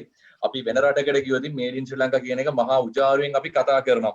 අපි ලෝකේ තියෙන ඉහළම බ්‍රෑන්ඩ් එක තමයි මේඩ් ඉන් ශ්‍රී ලංකා කියන්නේ. මේඩ් ඉන් ශ්‍රී ලංකා කියන එක. අපි ඇගලුම් ගැන කතා කරොත් ඒ වගේම තමයි උපුල් අපි ගත්තොතින් තේ කොළ ගත්තොතින් සිලෝන් ටී කියන එක තාම බ්‍රෑන්ඩ් තාම ලංකාවේ තේවලට ගහන්න තේ එකක් ලෝකෙ කොහෙවත් නැහැ. නමුත් අවාසනාවකට මේ ලංකාවේ දේවල් ලංකාවේ අගේ නොකිරීම තුලින් මම පුංචි උදාහරණයක් කියන්නම් උපුල්. මම මේ ළඟදී ගිය වසරේ අවසානයේ මම රුසියාවට මට යන්න ඕන වෙලා මම යාළුවන්ට ගෙනියන්නේදී මම ගෙනියන්න ලංකාවේ ගෙනියන්න තියෙන්නේ සිලෝන් ටී. මේක තමයි වැදගත්ම දේ ලංකාවෙන් එළියට ගෙනියන්න. මම ලංකාවේ එක්තරා ප්‍රසිද්ධ ආයතනයකට ගිහිල්ලා මම තේකොළ පෙට්ටි ටිකක් අරගෙන මම ගියා රුසියාවට ගිහිල්ලා මම යාළුවන්ට තෑගි දුන්නාට පස්සේ උන් එක කඩලා මට පෙන්නනවා මේ තේකොළ පැකට් එක හරි සිලෝන් ටී තමයි මේක මේ පැකට් එක හදලා තියෙන්නේ පැක්කින් සෙන්ට් පීටර්ස්බර්ග් රුසියාවේ සෙන්ට් පීටර්ස්බර්ග් නගරේ තමයි මේක පැක් කරලා තියෙන්නේ. ඒතර ඔබ හිතන්නේ මේකේ වැලියු ඇඩිෂන් එක කොහෙද තියෙන්නේ කියලා අගය එකතු කිරීම. තේකොළ ලංකාවේ තේකොළේක හරි නමුත් ලංකාවේ තේකොළ අන්තිමට පැක් කරලා තියෙන්නේ රුසියාවට ගෙනගිහිල්ලා. රුසියාවට ගෙනිච්ච තේකොළ පෙට්ටිය තමයි දැන් නැවත ලංකාවට ඇවිල්ලා මම ලංකාවෙන් අරගෙන ගිහිල්ලා රුසියාවට විකුණන්නේ. ඒතර මේක ඇතුලේ දේශපාලකයාට සහ මේ තියෙන රාජ්‍යාන්ත්‍රණයට ලොකු කැපකිරීමක් තියෙනවා. අනිවාර්යෙන් මේක මේ දේ කළ යුතුයි. නමුත් ඒක ඇතුලේ අපි සමාජ වගකීමක් තේරුම් ගන්න තියෙනවා. උපුල්ටයි මටයි වසන්තරයි මේ හැමෝටම තියෙනවා මේ සමාජීය අර සාමූහික සමාජ වගකීම කියලා දෙයක්. ඒතර මේ සාමූහික සමාජීය වගකීම අපි හරියට හරියාකාරව නොකරපු හින්දා අපි හැමතිස්සෙම ඇඟිල්ල දික් කරන්න කැමති තව කෙනෙකුට ඇඟිල්ල දික් කරලා මට ඒකට තව දෙයක් එකතු කරන්න ඕනේ. ඔබතුමාට මතකයි ඩෙන්ගු රෝගේ. ලංකාවේ කාලයක් තිබ්බා සීග්‍රේම් තනිකර මේ කොවිඩ් වසංගතයට වැඩි යහපන් ඩෙන්ගු රෝගීන් ප්‍රමාණයක් මේ වුණා. නමුත් පිටරටින් අපිට ආදේශක බෙහෙත් ආවා. නමුත් ඒක අපේ ලංකාවේ මිනිස්සෙක් චූටි පැපොල් කොළ යුෂ එක දුන්නා. ඒ දුන්න එක හරියටම හරි. නමුත් ඒකට ගැටලුව වුණේ ලංකාවේ මිනිස්සු බටහිර ගැතිභාවයද මන් දන්නේ නැහැ. මේඩි ශ්‍රී ලංකා කියන එක අගය කරන්නේ නැද්ද දන්නේ නැහැ. හොස්පිටල් එකෙන් කිව්වා පැපොල් කොළ යුෂ එක දෙන්න එපා. ඒක හොඳ නැහැ. ඒකේ කිසිම බ්‍රෑන්ඩ් එකක් නැහැ. කිසිම විවිධාංගීකරණයක් නැහැ. නමුත් ඒ පැපොල් කොළ යුෂ එකට පුළුවන් ඩෙන්ගු රෝගයේ තියෙන වෛරස් එකේ සෛල විනාශ කරන්න. ඒ හැකියාව තියෙනවා. ඉතින් ඒ මට්ටම දැන් අද කාලේ හැටියට මම හිතන්නේ අපි හොඳටම මේ කොවිඩ් වසංගතයේ උදාහරණයට කොවිඩ් වසංගතයට යන්න ඕන මම හිතන්නේ බටහිර වෛද්‍ය විද්‍යාව මේක තව අවුරුදු මම හිතන්නේ 10 15ක් යනකොට හොයාගන්නේ. නමුත් එතකොට ලෝකයේ භාගයට භාගයක් ව්‍යසනේ විනාශ වෙලා ඉවරයි. මම හිතනවා මේ වෙලාවේ හොඳම දේ ආචාර්යවරු මහාචාර්යවරු වෙන්න පුළුවන්. ස්තුතියි. අපි දීර්ඝ පැහැදිලි කිරීම වලට නොයයිමු. ප්‍රශ්නය කෙටියෙන් යොමු කරමු කාලයත් සීමිත හින්දා. ඒ වගේම ප්‍රශ්නය අහන කෙනාට අපි මතක් කරනවා වීඩියෝ එක ඔන් කරගත්තට ප්‍රශ්නයක් නැහැ. මහාචාර්යතුමනි උපුල් කියපු කතාව වැදගත්. අර අපි කියපු ගස්ලබු මේ දල්ලේ තියෙන යුෂයක අතරම උපුල් ලංකාවේ තියෙන ඔය ගස්ලබු දල්ලේ තියෙන යුෂ වලින් හදපු ටැබ්ලට් එකක් පේටන්ට් ගත්ත ටැබ්ලට් එකක් රාජ්‍ය සම්මාන දීපු ටැබ්ලට් එකක් මගේම හිටපු සහකාර කොමසාරිස්වරයෙක් වෛද්‍යවරයෙක් මේ වෛද්‍යවරයෙක් හදපු බෙහෙතක් ලංකාවේ තියෙන මේ බෙහෙත අපි ලංකාවෙන් එළියට ගිහිල්ලා වෙන රටවල් වල ඩෙන්ගු රෝගීට භාවිතා කරන අවාසනාවට ලංකාවේ ඒක පිළිගත් වෛද්‍ය ක්‍රමවේදයක් විදිහට සලකන්නේ. ඒක ඇත්ත. නැවතත් අපි කෙනෙකුට ඇඟිල්ල දික් කරන්න හරිම සරලයි. නමුත් ඒ ඇතුලේ අපි තියෙන සමාජ වගකීම හරියට කරාද මේ වගේ උදාහරණ අපිට පොතේත් අපිට ගන්න පුළුවන්. නමුත් ඒ උදාහරණවල අන්තිමට යටටම ගිහිල්ලා බැලුවොත් අපි හැමෝටම පුංචි වගකීමක් තියෙනවා මේකේ කතා කරන්න. මම හැමතිස්සෙම වගකීම මගේ පැත්තට ගන්න කැමති. නවනිපම් කරුවන්ගේ කොමිසම විදියට නවනිපම් කරුවන්ගේ කොමිසමේ කොමසාරි විදියට මගේ වගකීම ගන්න කැමති. මොකද මම තව කෙනෙකුට ඇඟිල්ල දික් කරන්න ඉස්සෙල්ලා මම මගේ තියෙන වැරදි ටික හදාගත යුතුයි. මම හිතන්නේ මෙතන වැදගත් වෙන්නේ අපිට ධනවාදීද සුභවාදී සහ අසුභවාදී විවේචන හැම දෙයක්ම ඇතුලේ අපිව නිවැරදි කරගත යුතුයි. දේශපාලනය නිවැරදි කරන්න නැත්නම් පවතින රාජ්‍යාන්ත්‍රයෙන් නිවැරදි කරන්න ඉස්සෙල්ලා අපිට පුළුවන් නම් සාමූහිකයක් විදියට අපේ තියෙන යුතුයකම හරියට සමාජයේ ඇතුලේ අපේ රෝල් එක හරියට ප්ලේ කරන්න පුළුවන් නම් අපේ රංගනය හරියට කරන්න පුළුවන් නම් මම හිතනවා මේ ගැටලුව විසඳන්න පුළුවන් කියලා. අන්න එතනදී අපිට සාමූහිකව හොඳ පිටකොන්දක් තියෙන නව නිර්මාණකරුවෙක් බිහි කරන්න පුළුවන් නම් පළවෙනිම නව නිර්මාණකරුවා ස්වාධීන කරන්න පුළුවන් නම් නව නිර්මාණකරුවා ව්‍යවසායකයා මතවත් ජනමාධ්‍ය මතවත් දේශපාලකයා මතවත් යකින චරිතයක් නැතුව ස්වාධීන චරිතයක් කොට නව නිර්මාණකරුවා බිහි කරන්න පුළුවන් නම් ඒ ඇතුලේ ලංකාවේ ස්වාධීන නිෂ්පාදන ආර්ථිකයක් නිර්මාණය කරන්න පුළුවන් නම් මේ සේවා ආර්ථිකයකින් නිෂ්පාදන ආර්ථිකයකින් එන්න පුළුවන් නම් ඒක ඇතුලේ අපිට ස්වාධීන මතධාරීන් මේ රට ඇතුලේ හදන්න පුළුවන් නම් උපුල් එදාට මම ගියත් උපුල් ගියත් ඔතන ගිහිල්ලා පොලිටික්සින් කපපු පාලකෙක් තිබ්බත් රාජ්‍යාන්ත්‍රණය යදුවයි දැන් වෙලා තියෙන්නේ අපි හැමතිස්සෙම රාජ්‍යාන්ත්‍රයට ඇඟිල්ල දික් කරනවා අපේ අතේ වැරදි තියනවා. මම හිතන්නේ අපි හැමෝගෙම අතේ වැරදි තියෙනවා. මේ වෙලාවේ වැරදි තේරුම් අරගෙන මම හිතන්නේ වැදගත් දේ වෙන්නේ වැරදි හදාගෙන ඉස්සරහට. ඉතින් මේ කොවිඩ් වසංගතේ මම හිතනවා ඒකට කරපු හොඳ ආයෝජනයක් කියලා. මම හිතන්නේ අපි මේ අවස්ථාව නිවැරදිව පාවිච්චි කරන්න උත්සාහ කරමු. සුබ සන්ධ්‍යාවක් සර්. වීඩියෝ එක ඔන් කරගන්න පුළුවන් ඔබේ. සුබ සන්ධ්‍යාවක් සර්. මගේ නම තුෂාන් රංගන. තුෂාන් මට පොඩි ගැටලු දෙකක් තියෙනවා. ඒක පොඩ්ඩක් අහගන්න සරෙන් කතා කරේ. මේ දැන් අපේ රටේ ගොඩක් තියෙන ප්‍රශ්නයන්නේ අලිමිනිස් ගැටුම සර්. ඒකට මේ නව නිෂ්පාදන මේ නව නිපැයුම් කොහොමද ඒකට අදාළ කරගන්නේ කියන එකයි අපේ රටේ තියෙන මේ දුප්පත්කම නැති කරගන්න මේ නව නිෂ්පාදන කොහොමද අපි දායක කරගන්නේ කියන ගැටලු දෙක තමයි පුතුමාගෙන් පොඩ්ඩක් අහන්නේ. ඉතාමත්ම වැදගත් ප්‍රශ්න දෙකක්. පළවෙනි ප්‍රශ්නෙට මම යම් කිසි විදියක උත්තරයක් දුන්නා. නමුත් මම නැවත ඒ උත්තරේ මම හිතන මට පුංචි වෙලාවක් තියෙනවා කියලා මම හිතනවා. නැවතත් කිව්වොතින් තුෂාන් වගේ මේ ආසාවක් තියෙන පිරිස් වලට ඇත්තටම අපි පහුගිය කාලය තුලේ අලිමිනිස් ගැටුම නෙමෙයි වනසිව්පා වනසතුන් සහ මිනිසුන් අතර තියෙන මේ ගැටුම. අප දකින්න එක මාර ව්‍යසනයක් විදිහට ලංකාවේ වනසතුන් කියන්නේ ලංකාවේ තියෙන ලොකුම ඇසෙට් එක විදිහට ලොකුම වත්කම විදිහට දකින්න පුද්ගලයෙක් මම.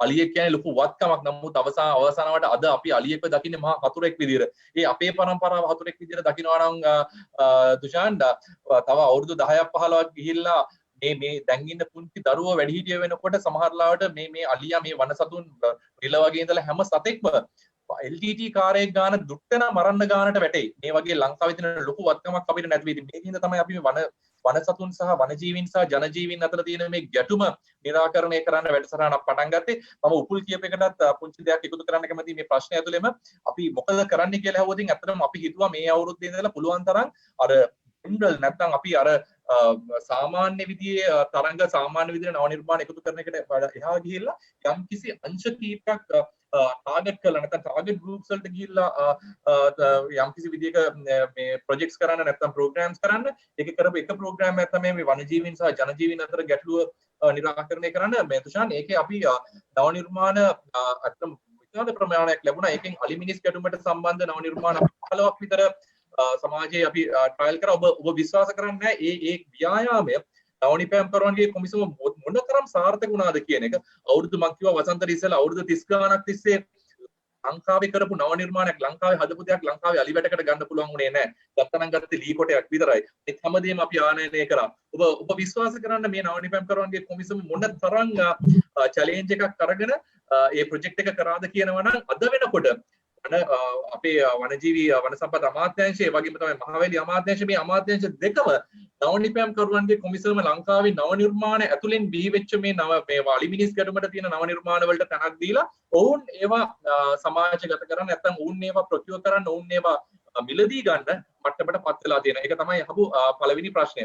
දෙවෙනි ප්‍රශ්නය තමයි තුෂාන් මම නිවැරදි නම් අහපු දෙවෙනි ප්‍රශ්නය තමයි ලංකාවේ දුප්පත් භාගය නැත්නම් මේ තියෙන විරකියාව අපි දුප්පත් භාගයත් එක්ක විරකියාවත් එකතු කරද්දී මේ දෙකට අපිට නව නිර්මාණකරණය උදව් කරන්න බැරිද? පැහැදිලිවම පුළුවන් තුෂාන් අපි ඒකටත් යම්කිසි විදිහක ක්‍රියාමාර්ගයක් අරගෙන තියෙනවා අවාසනාවකට මේ කොවිඩ් වසංගතයත් එක්ක යම්කිසි පසුබෑමකට ලක් වුණා. නමුත් අපි මම කරන්න යන සහ කරගෙන ගිය වැඩසටහන මම කියන්නම් තුෂාන් අපි තෝරගත්තා ලංකාවේ වෙච්ච මෙතෙක් කල් වෙච්ච නව නිර්මාණ ගම් මට්ටමේ ගෙනියන නැත්නම් ඉහළ මට්ටමේ කරන නිර්මාණ නිෂ්පාදන බවට පරිවර්තනය කරන්න පුළුවන් නව නිර්මාණ වෙනම තියෙද්දි ගම් මට්ටමේ ගිහලා අඩු තාක්ෂණයකින් නිර්මාණය කරන්න පුළුවන් නව නිර්මාණ නිෂ්පාදනය කරන්න පුළුවන් නව නිර්මාණ මොනවද කියලා ඒකට අපි නව නිර්මාණ 400ක් විතර මේ වෙනකොට අඳුනගෙන තියෙනවා. අපි උත්සාහ කරනවා යාත ආයතනෙ මේ ගම් මට්ටමට යන්න පුළුවන් රාජ්‍ය නිලධාරීන්ව භාවිතා කරලා තරුණ කටයුතු පිළිපද ඒ තියෙන සංගම් සමිති සංගම් සහ ඒ රාජ්‍ය ආයතන අපි එකතු කරගෙන අපි උත්සාහ කරනවා මේ නව නිර්මාණ ගමට ගෙනියන්න. අපි පුංචි උදාහරණයක් ගමුකෝ ගමක ගෙදරක නිකන් හිතන්නකෝ කුෂාන් හතු හදලා විකුණන්න යනවා කියලා කුෂාන් විකුණන්න හදනවා නම් කුෂාන් හදුවදී ගමේ හතු හදන ගෙවල් 10ක් හැදුනොත් අපි හිතමු ජයන් කෙනෙක් නැත්තම් මේ ව්‍යාපාරයේ ඉන්න ලොකු දැවැන්තෙක් ඇවිල්ලා තුෂාන්ගේ ව්‍යාපාරයේ සම්පූර්ණ සමූල ඝාතනය කරන්න පුළුවන්. හතු ලොකු ෆැක්ටරි එකක් දාලා ගමේ තියෙන සම්පූර්ණ ව්‍යාපාරයම විනාශ කරන්න පුළුවන්. නමුත් තුෂාන්ට පුළුවන් නම් පේටන්ටඩ් ප්‍රොඩක්ට් එකක් අරගෙන ගිහිල්ලා ගමේ නිර්මාණය කරන්න. ඒකට අපි හිතමු බිස්කට් එකක් හදනවා කියලා පේටන්ට් එකක් තියෙන මේ පුංචි බිස්කට් එකක් විස්කෝතුවක් හදනවා කියලා. ඒ විස්කෝතුව හැදුවේ ඇතුලේ ඒ විස්කෝතුව අර කියපු බුල්ඩෝස් කරන්න නැත්නම් සමූල ඝාතනය කරන්න ජයන් කෙනෙකුට එන්න පුළුවන් කම නැහැ. මොකද ඒක පේටන්ට් කරලා තියෙන්නේ. එතකොට ගමේ කඩේ තමයි මේ විස්කෝතුව අලෙවි වෙන්නේ. ඒතකොට ගමේ කඩේ දන්නවා අන්න අහවල් ගෙදර තමයි මේ විස්කෝතුව හැදෙන්නේ කියලා. ඒක ඇතුලේ විශ්වාසයක් නිර්මාණය වෙනවා. මේක එක්ක ගමේ ඇතුලේ රැකිරක්ෂා අලුත් යාන්ත්‍රණයක් නිර්මාණය. මේක ඇතුලේ ස්වාධීන පුරවැසියෝ කිහිපයක් නිර්මාණය වෙනවා රට ඇතුලේ. ඉතින් මේ වගේ වැඩපිළිවෙලකට යන්න අපි බලාපොරොත්තු වෙන්නේ. ඒ වගේම තමයි මම ගම්මැද්දට මීට පෙරත් ශිවාන්ට සහ ගම්මැද්ද පිරිස් වලට ආයෝජනය කරා. ගම්මැද්දත් එක්ක අපි මේක බද්ධ කරගමු. මම හිතන්නේ යම් කිසි විදියක අපි කතා බහ කරනවා මේක ගමඩ ගෙනියන්න ක්‍රමවේදය. ඉතින් මේක සාර්ථක වුණොත් මම හිතනවා අනිවාර්යෙන් ලොකු ගමනක් අපිට යන්න පුළුවන්. ඒ ගමේ තියෙන විරකියාව සහ මේ තියෙන දුප්පත්කම අපිට අපේ ක්‍රමවේදය ඇතුලේ निराකරණය කරන්න පුළුවන්. එහෙම වුණොත් මම හිතන්නේ අපි මේ දකින්න සිහින සබා කරගන්නවා කියන එක මහ ලොකු දෙයක් නෙමෙයි තුෂාර. රණවීර සූදානම්මින් ඉන්නා නේද ප්‍රශ්නයක් අහන්න?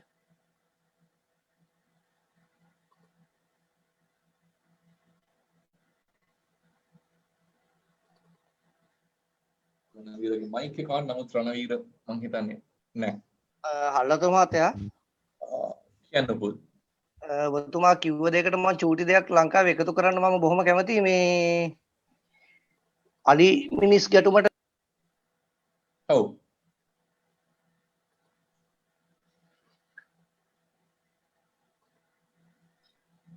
උපුල් උපුල්ගේ මයික් එක ඔෆ් වුණා ඔටෝමැටිකලි. හොඳයි අපි ඉස්සරහට යමු. උපුල් ඉන්නවද? ඉන්නවා. හරි උපුල් අපිට හල්ලතු මහත්තයා අපිට බැයිද ඔය Wi-Fi තාක්ෂණය ලංකාවේ දැන්ට මං හිතන්නේ තාමත් අදා බලමින් යනවා. Wi-Fi තාක්ෂණය හරහා ඒ කියන්නේ Wi-Fi රෙඩ් දත්ත තරංග තියෙන තරංග සිස්ටම් එක ඒ කියන්නේ රේඩියෝ ඒ හරහා බැයිද අපිට මේ අලින්ට ඒ කියන්නේ හානියක් නොවන ආකාරයට අලින්න පළව හැරීම ගැටලුව ඉතාමත්ම පැහැදිලි. උපුල් මම ඉස්සෙල්ලා අලි මිනිස් ගැටුමත් එක්ක මම කතා කරේ අලිවැට විතරයි. අලිවැට කියන එක ඇත්තටම මනුස්සයාටත් අලිවැට අත්‍යවශ්‍යයි. අලිවැට කොච්චර ෆේල් වුණත් අලිවැට අවශ්‍යයි. අලියටත් අලිවැට අවශ්‍යයි. ඒක මෙන්ටලි නැත්තම් මානසික බැරි එකක් විදිහට අලිවැට තියෙනවා. නමුත් උපුල් කිව්වා වගේ මේක අලිවැටක් හැදීමක් නෙමෙයි ලංකාවේ නව නිර්මාණකරුවෝ බිහි කරලා තියෙන උපුල් කිව්වේ Wi-Fi තාක්ෂණය නැත්නම් ඩිජිටල් තාක්ෂණය ඇනලොග් තාක්ෂණය මේ හැම දෙයක්ම භාවිතා කරලා ඔබටත් හිතා ගන්න බැරි මට්ටමේ ඉතාමත්ම අනර්ග නව නිර්මාණ කිහිපයක් තමයි ඔය මම කිව්වේ සමාජ මට්ටමේ අපි මේ අත්හදා බලන්නේ. මේ වෙලාවේ තව යම්කිසි විදියක පරීක්ෂණ මට්ටමේ පවතිනවා යම්කිසි අපි තව රටවල් කිහිපයක අනුග්‍රහයත් එක්ක මේ බයෝ අකුස්ටික් නැත්නම් මේ අලියාගේ කමියුනිකේෂන් එක අලියා කතා කරන්නේ අලියා අපි කතා කරනවා වගේ නෙමෙයි කතා කරන්නේ අලියා පොළව හරහා කමියුනිකේට් කරන. ඒතර මේ අලියාගේ කමියුනිකේෂන් වලින් අලියාට ත්‍රෙට් එකක් දෙන්න පුළුවන්. අලියාට භයානක මම හිතන්නේ අපේ දරුවන්ට යම්කිසි විදිහක ඉඟියක් දෙන්න පුළුවන්. ඔබ මොන වගේ පරිශන කළොත් මොන වගේ සාර්ථකත්වයක් ගන්න පුළුවන්ද මේ උපුල් අහපු ප්‍රශ්නෙට මම උත්තරේ දෙන ගමන් මම මේ පොඩි ඉඟියක් මම මේ අහගෙන ඉන්න අයට මම මේ දෙන්න උත්සාහ කරන්නේ. එතකොට මේ උපුල් ඒකේ අපි බලාපොරොත්තු වෙනවා මේ අලියාගේ කමියුනිකේෂන් අලියා සමහර ලාවට පිරිමි අලියෙක් ගෑනු අලියෙකුට කතා කරන කමියුනිකේෂන් එක දාලා අපි අලියට මේ ත්‍රෙට් එකක් දෙන්න උත්සාහ කරලා කැලේ ඉන්න ඔක්කොම පිරිමි අලි ටික ගමට එයි. එහෙම නැත්නම් අපිට පුළුවන් නම් අලියා බය වෙන කමියුනිකේෂන්ස් ටික ටැප් කරලා අලියට නැවත ඔය උපුල් කියපු තාක්ෂණයක් දෙන්න මේ අලි ටික අපිට නිරන්තරයෙන්ම අලියටයි ගමටයි කිසිම කෙනෙකුට ආබාධයක් නොවන විදිහට මේක පළවහරින්න පුළුවන්. ඒකට අවශ්‍ය කරන මූලික පරීක්ෂණ කටයුතු අපි මේ වැඩසටහන ඇතුලේ කරගෙන යනවා පුල්. ගොඩාක් සාර්ථකයි 99% විතර අපි සාර්ථකයි කියලා කියන්න පුළුවන්. ඉතින් සමහරලාට මේ අහගෙන ඉන්න අයට හිතාගන්න බැරි මට්ටමේ නව නිර්මාණ කීපයක් මේ වගේ අර තේල මේ නැත්තම් එක අංශයක් ඉලක්ක කරගෙන නව නිර්මාණ සමාජගත ක්‍රියාවලිය ඇතුලේ අපිට කරගන්න පුළුවන් වුණා පුල්. බොහොම ස්තුතියි. මොකද හල්ලතු මහත්තයා මට ඔය අදහස් ටික මට එන්නේ මම නිකන් ඉන්න වෙලාවට මම හිතනවා ලංකාවේ දැන් මම දකිනවා නිවුස් එකේ විශේෂයෙන් සිරසේ හැමදාම නිවුස් බලන්නේ මම සිරස බලනකොට කියන ඕන් අර අහවල් පුද්ගලයෙක් මරලා අහවල් පුද්ගලයෙකුට ගහලා උපුල් අපි පැහැදිලි කිරීම වලට නොයයිමු. කාලය නැති නිසා උපුල්ගේ යෝජනා තියෙනවා නම් අපිට උපුල් වගේම තව යෝජනා ඇති info@vforce.lk කියන අපේ විද්‍යුත් ලිපිනයට ඊමේල් ලිපිනයට එවන්න. අපි මහාචාර්යතුමාට සියලු යෝජනා ඉදිරිපත් කරන්න. මල්ක ඉන්නව නේද ප්‍රශ්නයක් අහන්න? ඔව් සර්. රංගික සර්. ඔව් වනේ. මම මල්ක සර් දැන් අපි ඔය නව නිෂ්පාදන නව නිපැයුම් ගැන ගොඩක් අපි දැන් කතා කරනවා. දැන් අපේ විශ්වවිද්‍යාල සිසුන්ටත් ගොඩක් ඇත්ත වශයෙන්ම නව නිපැයුම් සම්බන්ධව හොඳ අයිඩියාස් තියෙනවා. නමුත් දැන් ප්‍රශ්නේ තියෙන්නේ දැන් මේ ඒගොල්ලන්ට අවශ්‍ය මයින්ඩ්සෙට් එක අපි දැන් හිතන්න අවශ්‍ය දේවල් අන්නේ මයින්ඩ්සෙට් එක කියන එක සර් සමහරලාට නැති වෙන්න පුළුවන්. සමහරලාට මේ දේ කරන්න මේ අවශ්‍ය දේ නැති වෙන්න පුළුවන්. ඉතින් සර් මට මේක සර්ලාගේ කමිෂන් එකකින් සර් මේ විශ්වවිද්‍යාල සිසුන්ට මොකක් හරි සීරීස් එකක් හරි අරගෙන ඒක මොකක් හරි සර් හිතමු අපි සර්ටිෆිකේට් කෝස් එකක් වගේ ඒ වගේ දෙයක් ඕගනයිස් කරලා සර් මේ විශ්වවිද්‍යාල සිසුන්ට අවශ්‍ය මයින්ඩ්සෙට් එක හදන්න වැඩපිළිවෙලක් සකස් කරන්න පුළුවන් සර්. අන්න ඒ වගේ වැඩපිළිවෙලක් සකස් කරොත් සර් ඒක හරියට කික් ස්ටාර්ට් එකක් වගේ වෙයි. එතකොට අවශ්‍ය දේවල් සර් විශ්වවිද්‍යාල සිසුන් මේ යුනිවර්සිටි එකකින් ඒගොල්ලෝ අවුට් වෙනකොට ඒ මයින්ඩ්සෙට් එකෙන් තමයි එළියට පිට වෙන්නේ සර්. එතකොට අපිට ඉනෝවේටිව් ඒ වගේ අයිඩියාස් තියෙන අන්න ඒ වගේ අන්ඩර්ග්‍රැජුවේට්ස්ලා ග්‍රැජුවේට්ස්ලා කීප දෙනෙක් සමහරවිට බිහිවෙන. ඉතින් ඒ වගේ දෙයක් කරන්න පුළුවන්ද කියන එක තමයි සර් මගේ ප්‍රශ්නය. මල්ක බොහොම ස්තුතියි ප්‍රශ්නය ඇහුවට මල්ක එක තැනකට මම ඩිසැග්‍රී වෙනවා මල්කගේ මුළු කතාවම මම ඇග්‍රී වුණාට එක තැනක ඩිසැග්‍රී වෙනවාට සර්ටිෆිකේට් කෝස් කියන එක මම ආස නැහැ ඉන්වෙන්ටර්ස්ලට සහතිකයක් සහ අර මුල්ලෙම අර මොකක් හරි ප්‍රදානයක් දීලා නව නිර්මාණකරුවා සතුටු කරන්න. නමුත් අපි ක්‍රමවේදයක් හදලා තියෙනවා මල්ක මම ඒක අපි අපේ වෙබ්සයිට් එකට ගියොත් ඉන්න මල්කට තව ඩීටේල් ගොඩක් ගන්න පුළුවන්. මම පුංචි උදාහරණයක් කියන්න මල්ක මම මොරටු විශ්වවිද්‍යාලයට යනකොට මම සාමාන්‍යයෙන් ගියේ ඇතුල් වෙච්ච පළවෙනි දවසේ මම ගියේ පොළොවට වඩා අඩි 2-3ක් උඩින්. ඒක සාමාන්‍ය දෙයක් මල්කත් තමයි මමත් තෝමයි. හැබැයි මල්ක මම මොරටු විශ්වවිද්‍යාලයෙන් අන්තිම දවසේ අවුරුදු 4මාරක් ඉඳලා එළියට ගියේ 4 ගාතෙන්. මොකද මම දැනගෙන හිටියා විශ්වවිද්‍යාල ජීවිතේ උපාධියක් ගත්ත පමණින් මම මහා ලොකු චරිතයක් නෙමෙයි කියන එක මම විශ්වවිද්‍යාලේ අවුරුදු 4මාර කාලය ඇතුළත ඉගෙන ගත්තා මේ තිබිච්ච සමාජ අවබෝධයත් එක්ක. නමුත් මල්ක ගැන නෙමෙයි කියන්නේ මේක අහගෙන ඉන්න දරුවෝ එහෙම නෙමෙයි වෙන්න පුළුවන්. නමුත් බහුතරයක් විශ්වවිද්‍යාල ශිෂ්‍යෝ විශ්වවිද්‍යාලයට ඇතුල් වෙන්නේ පොළොවට වඩා අඩි 3-4ක් උඩින් විශ්වවිද්‍යාලයෙන් එළියට යන්නේ පොළොවට වඩා අඩි 3-4ක් උඩින්. ඕක තමයි තියෙන ලොකුම ගැටලුව. ඒක ගැටලුව එහෙම වෙන්න ප්‍රධානම හේතුව තමයි මල්ක අපි සමාජ අවබෝධය නැහැ. අපි සමාජයත් එක්ක ගැටෙන්නේ නැහැ. ඒතර මේකට අපි ක්‍රමවේදයක් හදලා තියෙනවා. ඒ ක්‍රමවේදය තමයි මල්කලා වගේ ඔය කියන වොලන්ටරි නැත්තම් ආසාවෙන් කැමැත්තෙන් එකතු වෙන්න කැමති වෙලා ඉන්න පිරිසකට ඒක මම ආරාධනා කරනවා අපිත් එක්ක එකතු වෙන්න කියලා. ඒක අපි උත්සාහ කරන්නේ අපි ක්‍රමවේදයක් හදලා තියෙනවා. Tamanට ආයාසයක් අරගෙන මේ තියෙන සමාජ අවබෝධය අරගන්න. එතකොට ඒක ඇතුලේ නව නිර්මාණ කරන්නට තනක් කියලා ඒ වගේම තමයි මේ අපේ විශ්වවිද්‍යාල දරුවෝ ඉගෙන ගන්න මේ රටේ බදු ගෙවන ජනතාවගේ සල්ලි වලින්. එතකොට ඒක නැවත ගෙවන්න ඕනේ. ඒ ගෙවන්නත් ක්‍රමවේදයක් මේක කරන නිර්මාණය කරලා තියෙනවා මල්ක. ඒක අපි කරන්නේ ඉන්වෙන්ටර්ස් ක්ලබ්ස් නැත්නම් අපි පාසල් මට්ටමේ නිර්මාණය කරනවා නවනිපම් සංගම්. ඒතර මේ නවනිපම් සංගම් වල ගාඩියන් නැත්නම් මේකේ මේ අර කැපකරු චරිත බවට විශ්වවිද්‍යාල ශිෂ්‍යයන්ට සම්බන්ධ වෙන්න පුළුවන්. ඒතර ඔවුන්ට පුළුවන් මේ ගමට ගිහිල්ලා අර ගම්මැද්ද ගමට ගිහිල්ලා දැන් ගම්මැද්ද අපිත් එක්ක අතර එකතු වෙලා තියෙනවා මේකත් එක්ක ඉන්වෙන්ටර්ස් ක්ලබ්ස් එක්ක. ඒතර මේක ඇතුලේ අපි චිල්ඩ්‍රන්ස් ඩේ එක ගත්තොත් ගම්මැද්දයි ඉන්වෙන්ටර්ස් කමිෂන් එක අපි ඔක්කොමල්ලා ගිහිල්ලා අනුරාධපුරයේ ගමකට ගිහිල්ලා මේ වැඩසටහන ආරම්භ කරා. ඒතර ඒ වගේ ඒකට විශ්වවිද්‍යාල ශිෂ්‍යයෝ මොරටු මගේ විශ්වවිද්‍යාලයේ ශිෂ්‍යයෝ එකතු වුණා. ඒ වගේම රෝණ විශ්වවිද්‍යාලයේ දරුවන්ට පුළුවන් නම් අපිට පුළුවන් ඒ වගේ පාසල් කීපයක් අපි දෙගොල්ලෝ එකතු වෙලා මම කියන්නේ ගම්මැද්දටයි සිරසටයි නානිපැම් කරවන්ගේ කොමිසම අපි දෙගොල්ලෝම එකතු වෙලා එක ප්‍රදේශ බාර දෙන්න පුළුවන්. මේ ප්‍රදේශ ඇතුලේ තියෙන ප්‍රදේශවල ගැටලු ටික අරගෙන ඉන්න පුළුවන් ඕගොල්ලන්ට විශ්වවිද්‍යාලය ඇතුළට ඒක අලුත් ප්‍රොජෙක්ට් එකක් විදියට ඕගොල්ලන්ට කරන්න පුළුවන්. ඒ ප්‍රොජෙක්ට් එක ඉම්ප්ලිමන්ට් කරනවා ඒ ගමේ. ඒක ඇතුලේ ඕගොල්ලන්ට සතුටක් ලබන්න පුළුවන්. ඕගොල්ලෝ හදපු ප්‍රොජෙක්ට් එකට මුටි රිපෝට් එකකට සීමා වෙන්නේ නැහැ. මේක භෞතිකව අපිට කරන්න පුළුවන් කියලා. ඒකට අවශ්‍ය කරන මුල්ලේ දායකත්වයක් ඔය යම් කිසි විදිහක ප්‍රාමාණික දැනුම එකතු කරන්න ඕන නම් මම හිතන්නේ සිරස සහ අපිට දෙගොල්ලන්ට මේක එකතු වෙලා කරන්න පුළුවන්. මේක එකතු වෙලා ආ යුතු ගමනක්. ඒකට අවශ්‍ය කරන අර පළවෙනි විතාලම අපි දාලා තියෙනවා. ඉතින් විශ්වවිද්‍යාල දරුවෝ අපි ඔක්කොටම ආරාධනා කරමු මේ වෙලාව අපිත් එකතු වෙන්න. එකතු වුණොත් ඒ කියන අර පොළවේ අඩි 4ක් උඩින් යන එක නවත්තලා 4 ගාතෙන් කෙසේ වෙතත් කකුල් දෙකෙන් ඇවිදගෙන යන දරුවෙක් නිර්මාණය කරන්න පුළුවන්. ඒක ඇතුලේ නවත්තයක් දී වෙයි. ඒක ඇතුලේ සමාජ අවබෝධයක් එයි. ඒක ඇතුලේ සමාජයට රෙස්පොන්සිබල් සමාජීය වගකීම හඳුනන පුරවැසියෙක් අපිට රටට දායක කරන්න පුළුවන්. Thank you sir. පූර්ණිමා ඔබ සූදානම් ප්‍රශ්නයක් අහන්න? රංගික සර්, කියන්න පූර්ණිමා.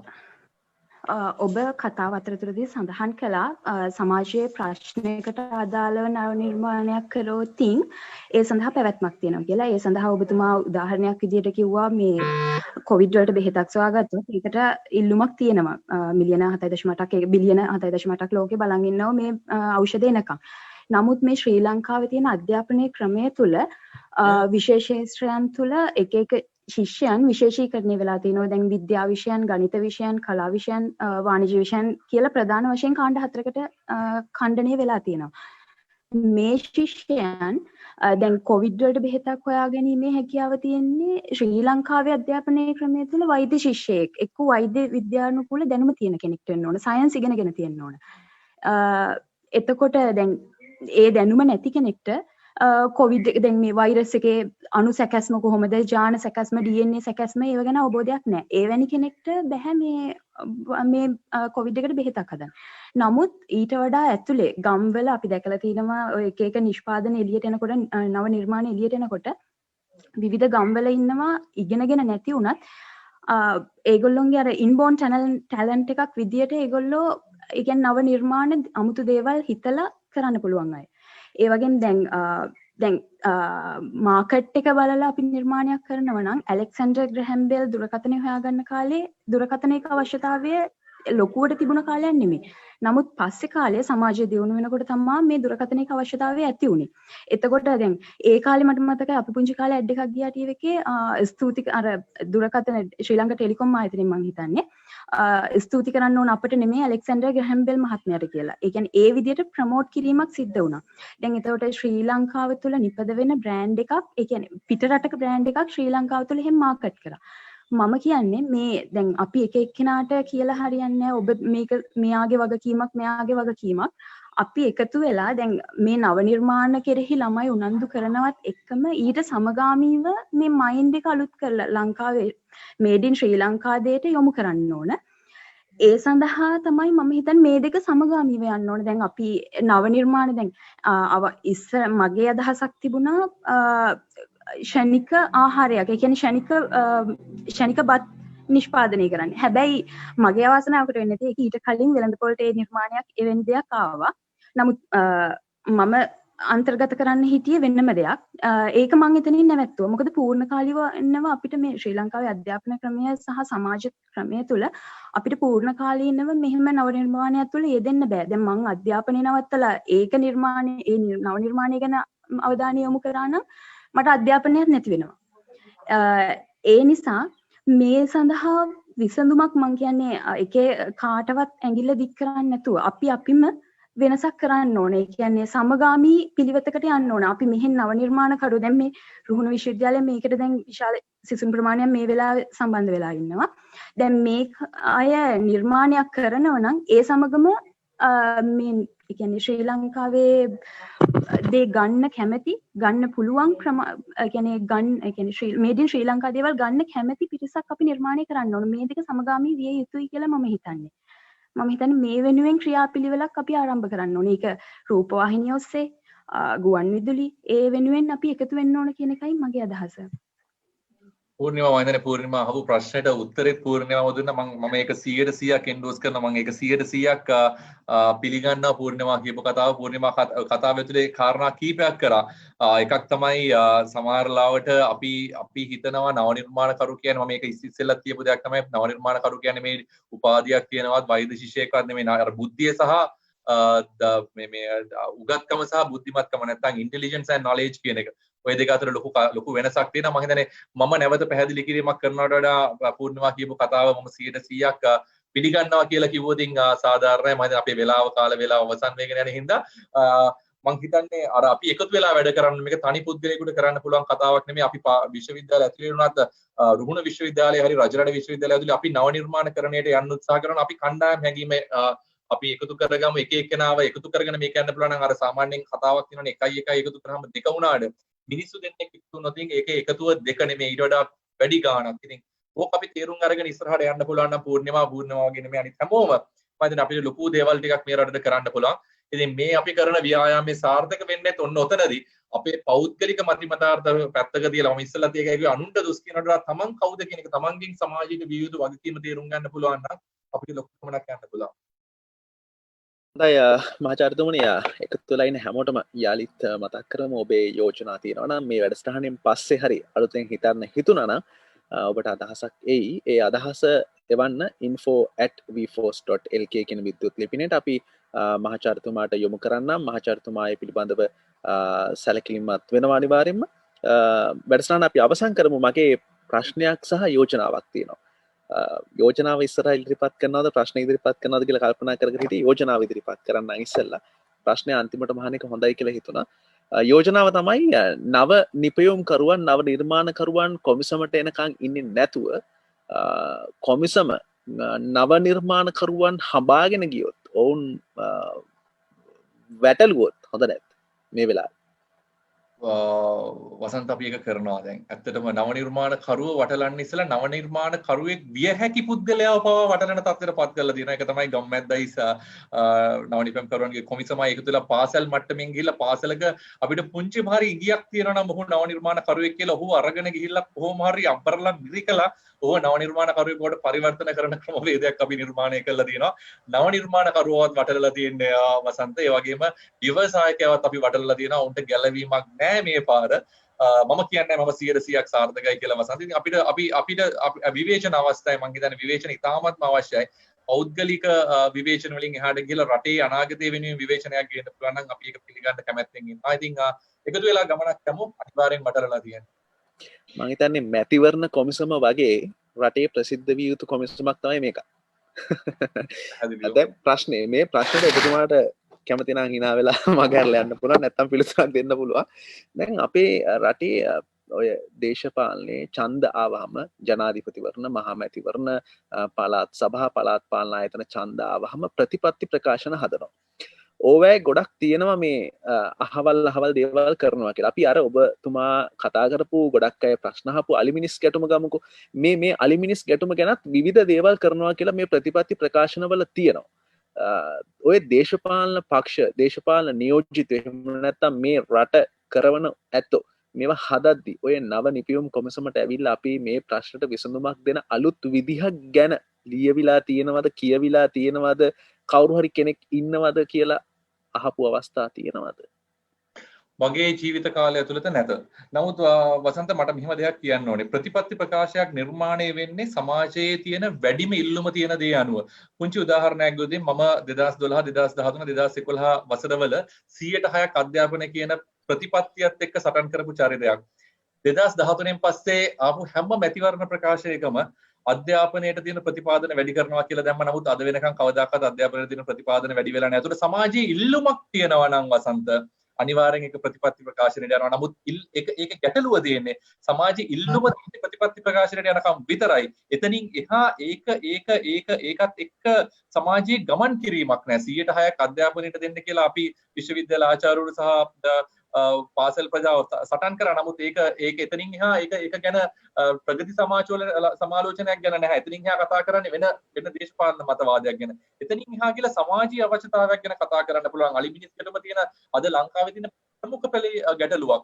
ඒ හින්දා හැම කෙනෙක්ම අලිමිනිස් ගැටුම ගැන කතා කරා සහ අදත් කතා කරනවා. නමුත් ඒක ප්‍රගතිය සමාලෝචනයක් කරන්න ජනමාධ්‍ය පෙරමං අරගෙන තියනවාද සමාජයේ පෙරමං අරන් තියනවාද කියලා වසන්ත මගෙන් අහපු ප්‍රශ්නේ මම පෙරලා අහන්න කැමතියි. මෙතන ගැටලුව තියෙන්නේ අපි ප්‍රතිපත්ති ප්‍රකාශකයා ප්‍රතිපත්ති සම්පාදකයා ඒක නිර්මාණය කරන්නේ සමාජයේ තියෙන ඉල්ලුම මත. ඒතර ඉල්ලුමට සැපයුම දෙනවද කියන එක කවදාකවත් අපි නැවත පෙරලා ප්‍රශ්න කරන්නේ නැත. මේ ප්‍රශ්න කරන තාක්කල් මේ සමාජයේ නිවැරදි කරන්නත් පුළුවන් කමක් නැහැ. මම හිතන්නේ මම නා වෙලා උත්තරයක් දුන්නා කියලා. බොහොම ස්තුතියි. ඔබට යමක් කියන්න තියෙනවද අපි වැඩසටහන අවසන් කරන්න කලින්? වසන්ත මෙහෙමයි. ඇත්තටම මම පුංචි දෙයක් සඳහන් කරන්න ඕනේ. මම Facebook එකට ගිහලා බැලුවාට පස්සේ එතන යම්කිසි ගැටලු කීපයක් සඳහන් කරලා තිබුණා. සමහර කෙනෙක් සඳහන් කරලා තියෙනවා කෙනෙක් නව නිර්මාණයක් කළා අවුරුදු දෙකක් ඒක කමර්ෂලයිස් කරන්න බැරි වුණා කියලා.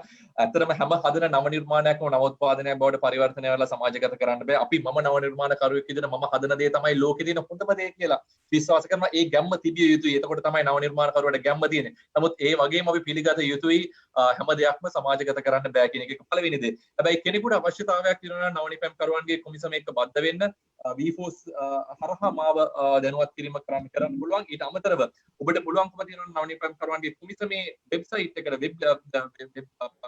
වෙබ්සයිට් එකට යන්න පුළුවන් නම් එතන අපේ නව නිර්මාණකරුවන්ගේ කොමිසමේ හැම කෙනෙක්ගේම පෞද්ගලික දුරකථන අංකය සඳහන් කරලා තියෙනවා. මොකද අපිට අවශ්‍යයි අර කියපු හමායාම කරන්න.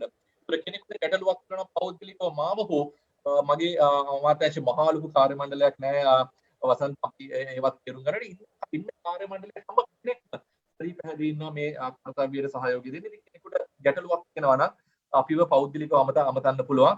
රජයේ බදු සල්ලි වලින් නෙමේ දුරකථන අංකේ බිල ගෙවන්නේ. ඒකින්ද අවශ්‍ය කරන ගැටලුව විතරක් සඳහන් කරමු. නැත්නම් පොඩි කෙටි දුරකථන කෙටි මේ පණිවිඩයකින් අපිට එවන්න අපි අනිවාර්යෙන් ඒ ගැන ක්‍රියා කරන්න බැරිලා ඉන්නවා. බොහොම ස්තුතියි මහත්මයානි මේ වැඩසටහනත් එක්ක එකතු වුණු එක්කෙනෙක් හරි වෙනස් කරන්න පුළුවන් සමාජයේ රට වෙනස් කරන්න පුළුවන් නව නිපියුම් කරුවෙක් වුණොත් ඒක තමයි මම හිතන්නේ අපි ඔබටත් මටත් මේ වැඩසටහනට දායක වුණු හැමෝටමත් තියෙන සතුට කියලා මම විශ්වාස කරනවා. මම හිතන්නේ ඒක ඔබටත් එහෙම තමයි. බොහොම ස්තුතියි මහාචාර්ය රංගික හල්වතුරු මහතා ශ්‍රී ලංකා නව නිපියුම් කොමිසමේ කොමසාරිස් ජෙනරාල්වරයා වගේම ඔහු නව නිපියුම් කරුවෙක් කයිවාරු කරුවෙක් නෙමෙයි. එනිසා ඔබේ කාලය මිඩංගු කරලා නව නිපියුම් කරුවන් ඒ වගේම ශිෂ්‍ය ශිෂ්‍යාවන් Facebook කරහා එකතු වුණු බොහෝ දෙනෙක් දැනුවත් කරන්න ඔළුව හදන්න වෙනස් කරන්න මේ කාලේ මිඩංගු කළාට අපි ඔබට බෙහෙවින්ම ස්තුතිවන්ත වෙනවා. ඒක මම හිතන්නේ මුදලින් මිල කළ නොහැකි වටිනාකමක් තියෙන දෙයක්. ඒ වගේම රුහුණු විශ්වවිද්‍යාලයේ උපකුලපති මහාචාර්ය සුජීව අමරසේන මහත්මයාත් ඔන්ලයින් හරහා මේ වැඩසටහනට එකතු වෙන සූදානම්ෙන් හිටියා. නමුත් එතුමන් වෙන ඔන්ලයින් දේශනයක හිටපු නිසා එකතු වෙන්න හැකියාවක් ලැබුණේ නැහැ. කොහොම වුණත් අපි එතුමන්ටත් ස්තුතිවන්ත වෙනවා රුහුණු විශ්වවිද්‍යාලයට සහ මේ වැඩසටහන හා එකතු වුණු සියලුම දෙනාට අපි ස්තුතිවන්ත වෙනවා. ස්තුතිවන්ත වෙන ගමන් අපි ඇරියුමක් කරනවා. ඔබ ටිකක් වෙනස් විදිහට හිතන්න පටන් ගන්න මේ මොහොතේ ඉඳන්. එතකොට ඔබට යමක් හමු වේවි. හමු වෙන දේ ක්‍රියාත්මක කරන්න.